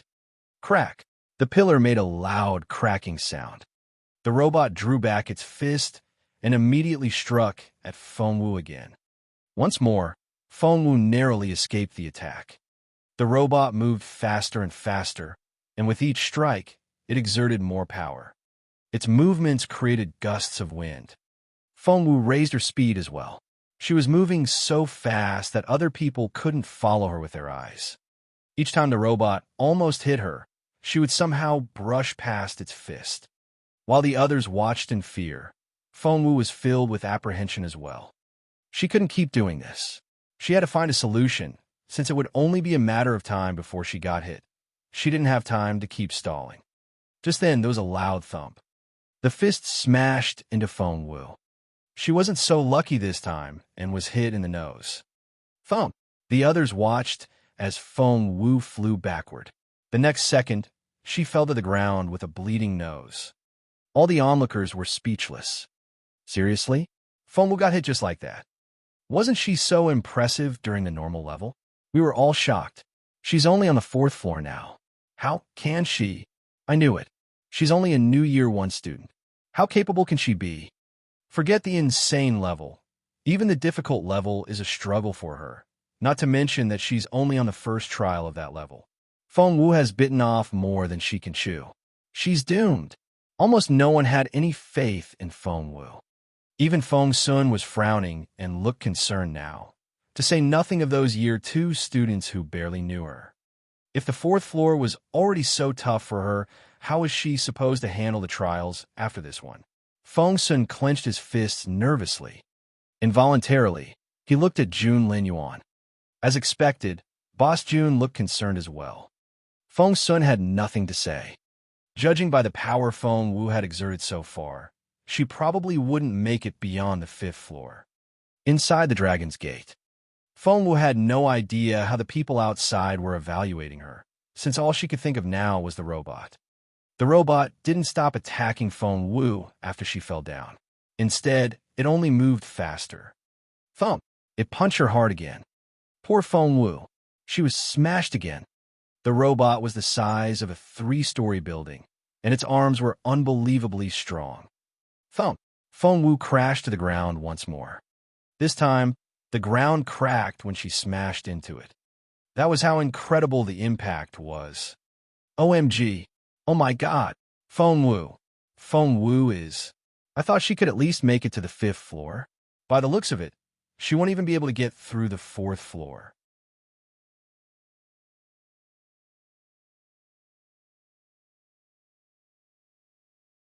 Chapter 1342, Finally Figured Out. Chapter 1342, Finally Figured Out. Many people were talking and crying out at the same time. Standing in the crowd, Xiao Yi gloated. Huh, doesn't Feng Wu always think so highly of herself? I bet she never saw this coming. She's so ridiculous, thought Xiao Yi. She smirked and said, There I was thinking how incredible she is. I see that she's not that much better than the rest of us. Clenching her fists, Xiaoga glared at Xiao Yi. Xiao Wu can go much further than this. You people are underestimating her. Xiao Yi smirked. In that case, I can't wait to see her performance. Meanwhile, Feng Wu had smashed into the ground again. The impact sent an excruciating pain up her spine. She drew in her breath, worried that the fall might have hurt her spine. The robot didn't stop just because Feng Wu was injured. Instead, a murderous look flickered in its eyes, and it charged at Feng Wu. It wanted to finish this battle as soon as possible. No, despite the pain in her back, Feng Wu jumped to her feet and rushed out. The Phoenix Dance was such a skillful move that the robot wasn't able to keep up with her for the moment. However, the space was limited here, and no matter how fast Feng Wu could run, the robot would still be able to catch up with her. Once she figured that out, she looked over her shoulder to observe the robot. As expected, it was smirking, and its eyes were filled with confidence. So, it was running after her like a cat teasing a rat. Damn it! Feng Wu clenched her fists. You've spent 7 minutes here already. Just then, the fairy spoke in Feng Wu's head. No, Feng Wu's stomach lurched. She had only reached the 4th floor, but it had already cost her 10 precious minutes. At this rate, she was going to fail. No, she had to figure something out. As Feng Wu ran, she recalled the robot's movements in her head as if she was replaying a movie. She studied each frame. Where was the problem? Outside, many people saw what Feng Wu was doing and snorted. Is she seriously thinking about how to defeat a robot? Does she think that there's some sort of technique? That's just ridiculous. She's so going to lose. She's such a braggart. What's she doing now? Ha ha ha. Many Year 2 students smirked, and most of them were girls. They hadn't been so hostile toward Feng Wu before, but ever since the Crown Prince got here, Feng Wu had become an eyesore. One of the Year 2 students, however, was looking at Feng Wu with unblinking eyes. And that person was Xu Yunruo, whom Feng Wu had only met once before. However, everyone was either looking at Feng Wu or Jun Lin Yuan, so no one noticed the look on Xu Yunruo's face. Inside the Dragon's Gate, Feng Wu's eyes grew brighter as she studied the robot. She finally found the problem. Its paces and strikes were too accurate. The length of each of its steps was exactly the same, as if someone had measured it with a ruler. And each strike it made was the optimal outcome of complicated calculations. It was a machine.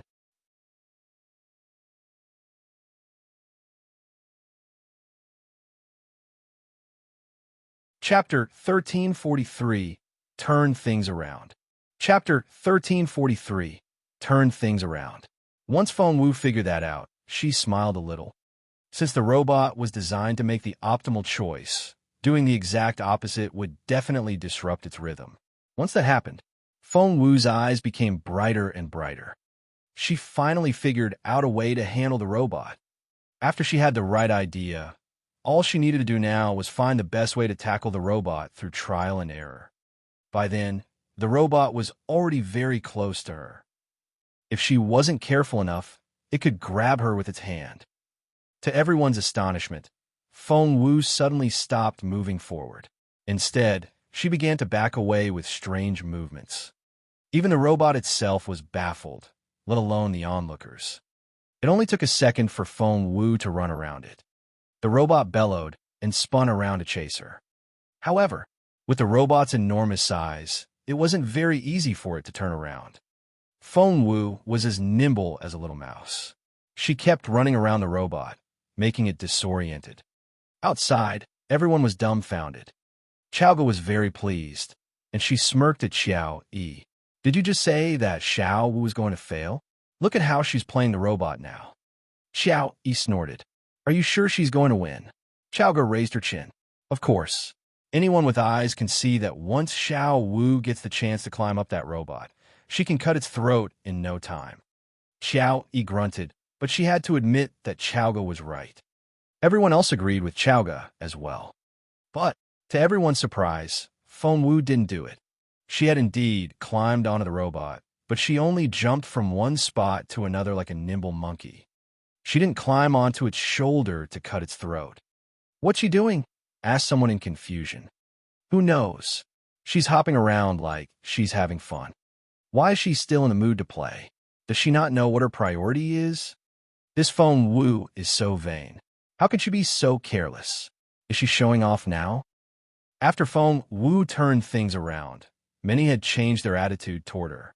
However, their opinion of her changed again almost immediately. Crossing her arms, Xiao Yi gave Xiaoga a contemptuous look and clicked her tongue. Gosh, I didn't know she was the complacent type. She's going to get herself killed.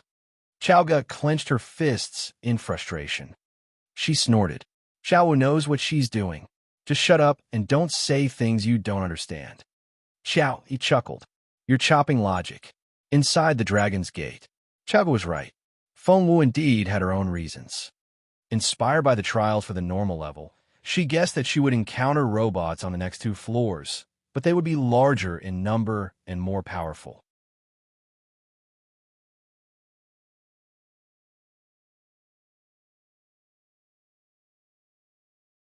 Chapter 1344, Untitled. Chapter 1344, Untitled. If that was the case, why not figure out the robot structure while she was still on the 4th floor? That was why Feng Wu had let go of the victory within her reach and climbed onto the robot to explore its structure instead. If this was half a month ago, when Feng Wu knew nothing about forging, she wouldn't have been able to figure out how the robot was put together. However, it was only the other day that she and Master Rongyang had built her Fallen Star Sword together. During the forging of the Fallen Star Sword, she had been in charge of controlling the fire while Master Rongyang talked to her about the principles of smith forging. Thus, Feng Wu was able to find the robot's Achilles heel shortly after she started exploring. Meanwhile, the robot seemed to have detected Feng Wu's purpose. It bellowed and shook its body violently. The movement shook Feng Wu off its body like an autumn tree shedding its leaves. Dying, the robot raised a foot to stomp on Feng Wu.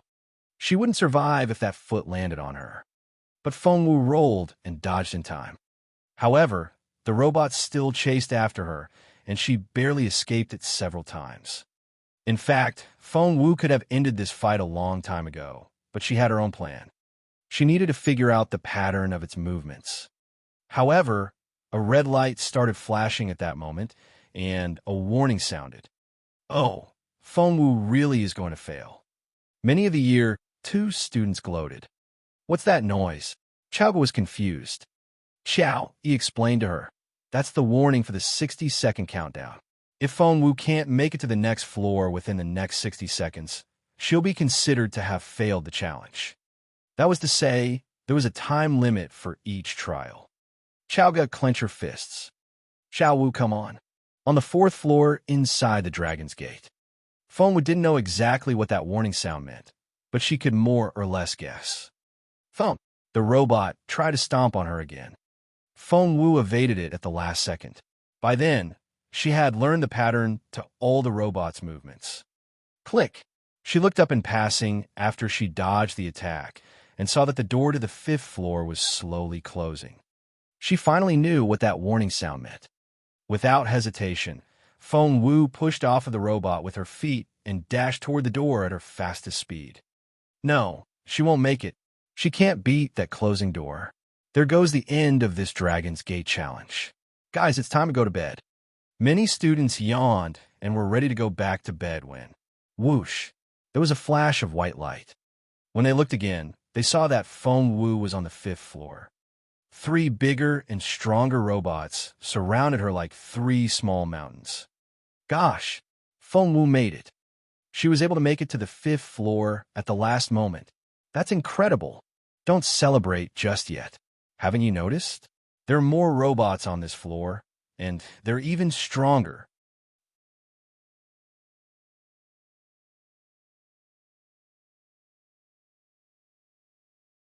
Chapter 1345, Untitled.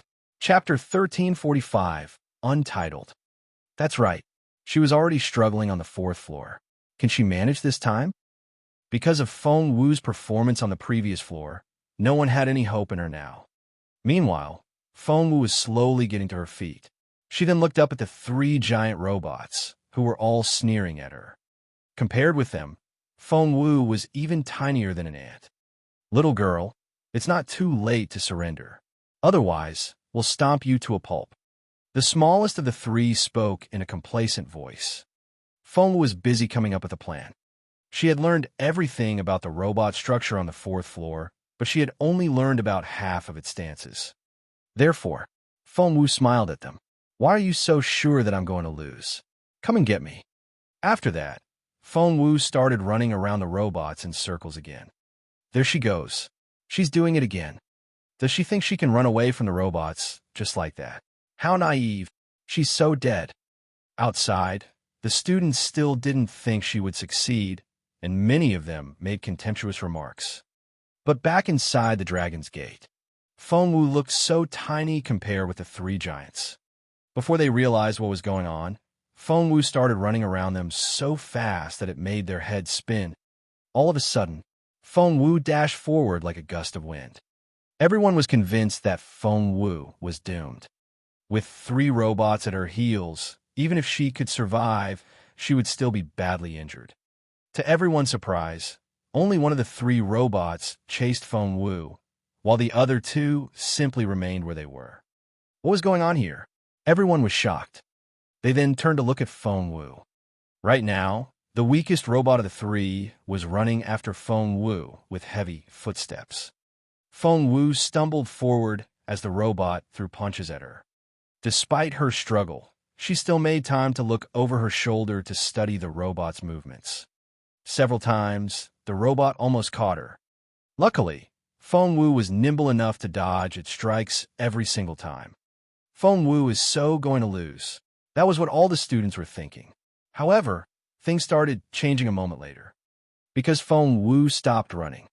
She stopped and turned around with a faint smile on her face. The robot was confused. It couldn't understand why this human girl had a meaningful yet malicious smirk on her face. All of a sudden, Feng Wu pushed off of the floor with her toes, and the next second, she charged out. Right before the robot struck down again, Feng Wu followed its momentum and blocked its way. She was able to move first every single time before the robot could take action. That was to say, Feng Wu had figured out the robot's pattern of movements. As everyone watched, crack, Feng Wu snapped off one of the robot's hands. Immediately after that, there was another crack.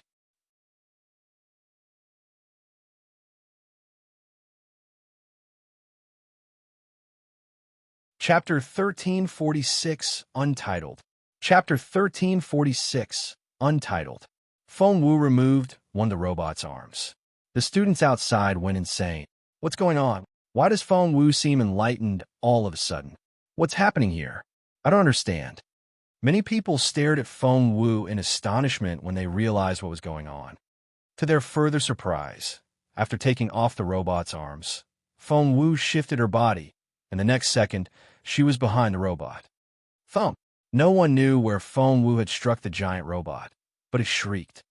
The next second, its enormous body convulsed violently. Right after that, crack, things started falling from its body. The sound of spare parts hitting the floor continued. At first, they fell one by one, but by the end, they were falling like metallic raindrops. Rumble. The robot disintegrated like a landslide. It turned into a pile of spare parts on the floor. Everyone outside watched with their mouths agape. They couldn't believe their eyes. That's impossible. No way. How is that possible? That was so unexpected. Chow, he stared at Feng Wu in disbelief, and her hands clenched into fists in her sleeves. No, that's impossible. In fact, many other people also hoped that it wasn't real. But they couldn't deny the reality. As soon as Feng Wu took care of the robot, she walked away from it. The other two robots were still standing there. They looked as though they were frozen to the spot. At first, many students tried to persuade themselves that the robots had malfunctioned. However, Feng Wu unhurriedly walked up to them and casually patted both of them. Thump! The giant robots collapsed into two piles of spare parts. Both of them. That immediately shocked the students all over again. How is that even possible? It took Feng Wu so much time to defeat one robot on the fourth floor. So how did she manage to... Chow Li stared at Feng Wu with wide-open eyes. She had thought that the fifth floor would be as far as Feng Wu could go. As it turned out, she had passed the trial with much less effort this time. Is this Feng Wu even human? How could she pass the fifth trial more easily than the fourth one? It was barely any effort at all. I can't wait to see what she's going to do on the sixth floor. By then, the onlookers were split into several groups. Some found Feng Wu exceptionally bright, and some couldn't wait to see her fail. Meanwhile, Feng Wu was running toward the sixth floor at top speed. Like everyone had expected, a group of robots was waiting for her there. They were enormous in size, and there were so many of them. Just by standing there, they already looked very intimidating. When Feng Wu walked onto the sixth floor, they all stared at her with ferocious looks on their faces. The students outside felt their stomachs lurch when they saw the room full of robots.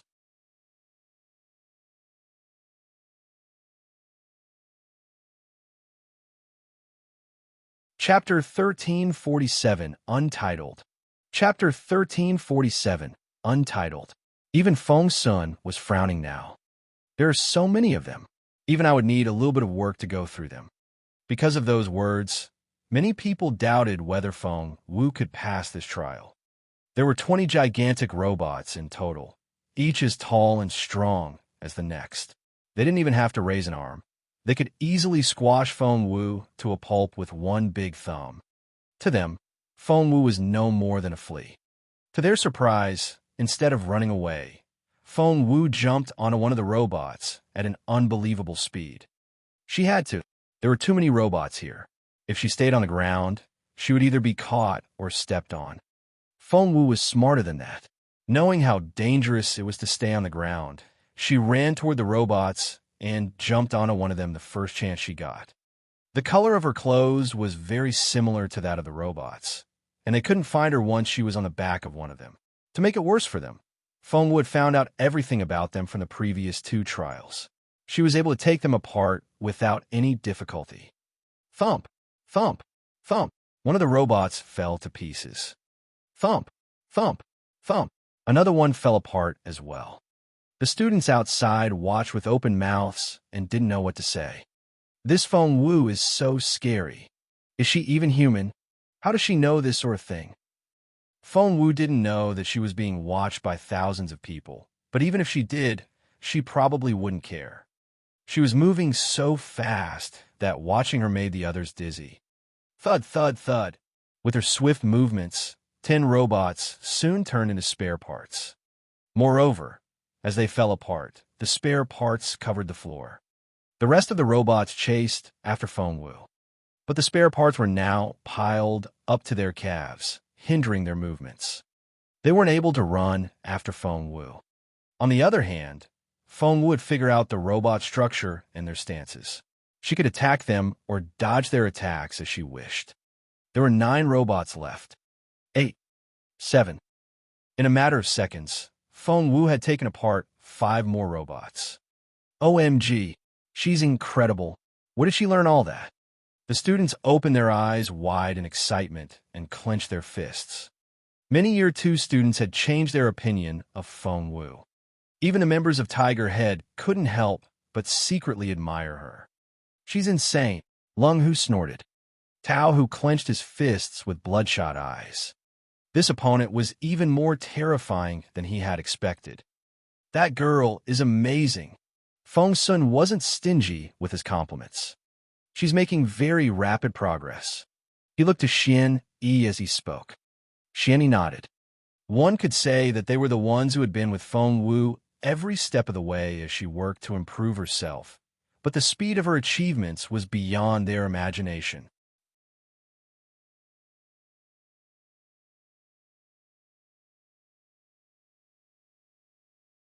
Chapter 1348, Feng Wu's Current Ranking. Chapter 1348, Feng Wu's Current Ranking. Actually, cultivation level-wise, at least a small proportion of Year 2 students are more advanced than Feng Wu. Xian Yi paused for a while after those words before he went on, but they may not be able to pass the 6th floor. Feng Sun nodded. I see that now. Little Feng Wu could have defeated the robot much sooner on the 4th floor, but she prolonged the fight to study its structure. Xian Yi nodded. Because the robot on the 4th floor is the smallest and the weakest one. Feng Sun said that was why she seized the opportunity to explore the robot and figure out its pattern of movements. Xian Yi said, indeed, and she was still doing it on the 5th floor. Feng Sun said, without the experience from the previous 2 floors, she would never have been able to succeed on the 6th floor, because it's several times more difficult than the previous floors put together. Xian Yi said, it's so rare to find a person with her mentality. She's simply so calm, much calmer than anyone I've ever met. Feng Sun said, and she's smart too. She's able to think 5 or 6 steps ahead of her. Xian Yi said, she's so scary. Feng Sun looked pleased. That scary girl is my sister. Xian Yi wanted to retort, but all words failed him. Feng Sun and Xian Yi didn't exactly try to lower their voices, so the others heard their every word. They were already amazed by Feng Wu's performance, and when they heard the conversation, many people immediately changed their opinion of Feng Wu. Some of the Year 2 students had no choice but to admit that this new student was indeed better than them. Hey, what do you think Feng Wu's ranking is? Someone asked. Many people fell silent when they heard the question. Feng Wu wasn't a Year 2 student yet, and her name wasn't on the Year 2 billboard. That was why many people didn't know what her real level was. Around 900th, I think she should be higher. Liu Yuntao is 900th now, but can he pass the 6th floor? Liu Yuntao was in the crowd as well. Immediately, all eyes were on him, the usually ignored teenager. The stalwart teenager had always had a problem with his stutter, and he could barely form a sentence with everyone looking at him. I can't. The others agreed. That was to say, Feng Wu was at least as good as the 900th student of Year 2. So, what do you think her ranking is? Everyone was curious. Just then, Feng Wu finally took apart the last robot and finished the 6th trial. She then moved toward the 7th floor. The members of Tiger Head exchanged awkward looks. They all looked at Lung Hu, because she was the weakest member in the group. Lung Hu said, I'm 950th. I can't pass the 6th floor. Gu Honglang said, I'm 850th, and I can't either. Another member scratched his head and said, I'm 750th, and I passed the 5th floor last time. I might be able to manage the 6th floor. That you're tuning in to the Warrior Lore YouTube channel. Don't forget to subscribe and join us on this journey to catch the most captivating stories.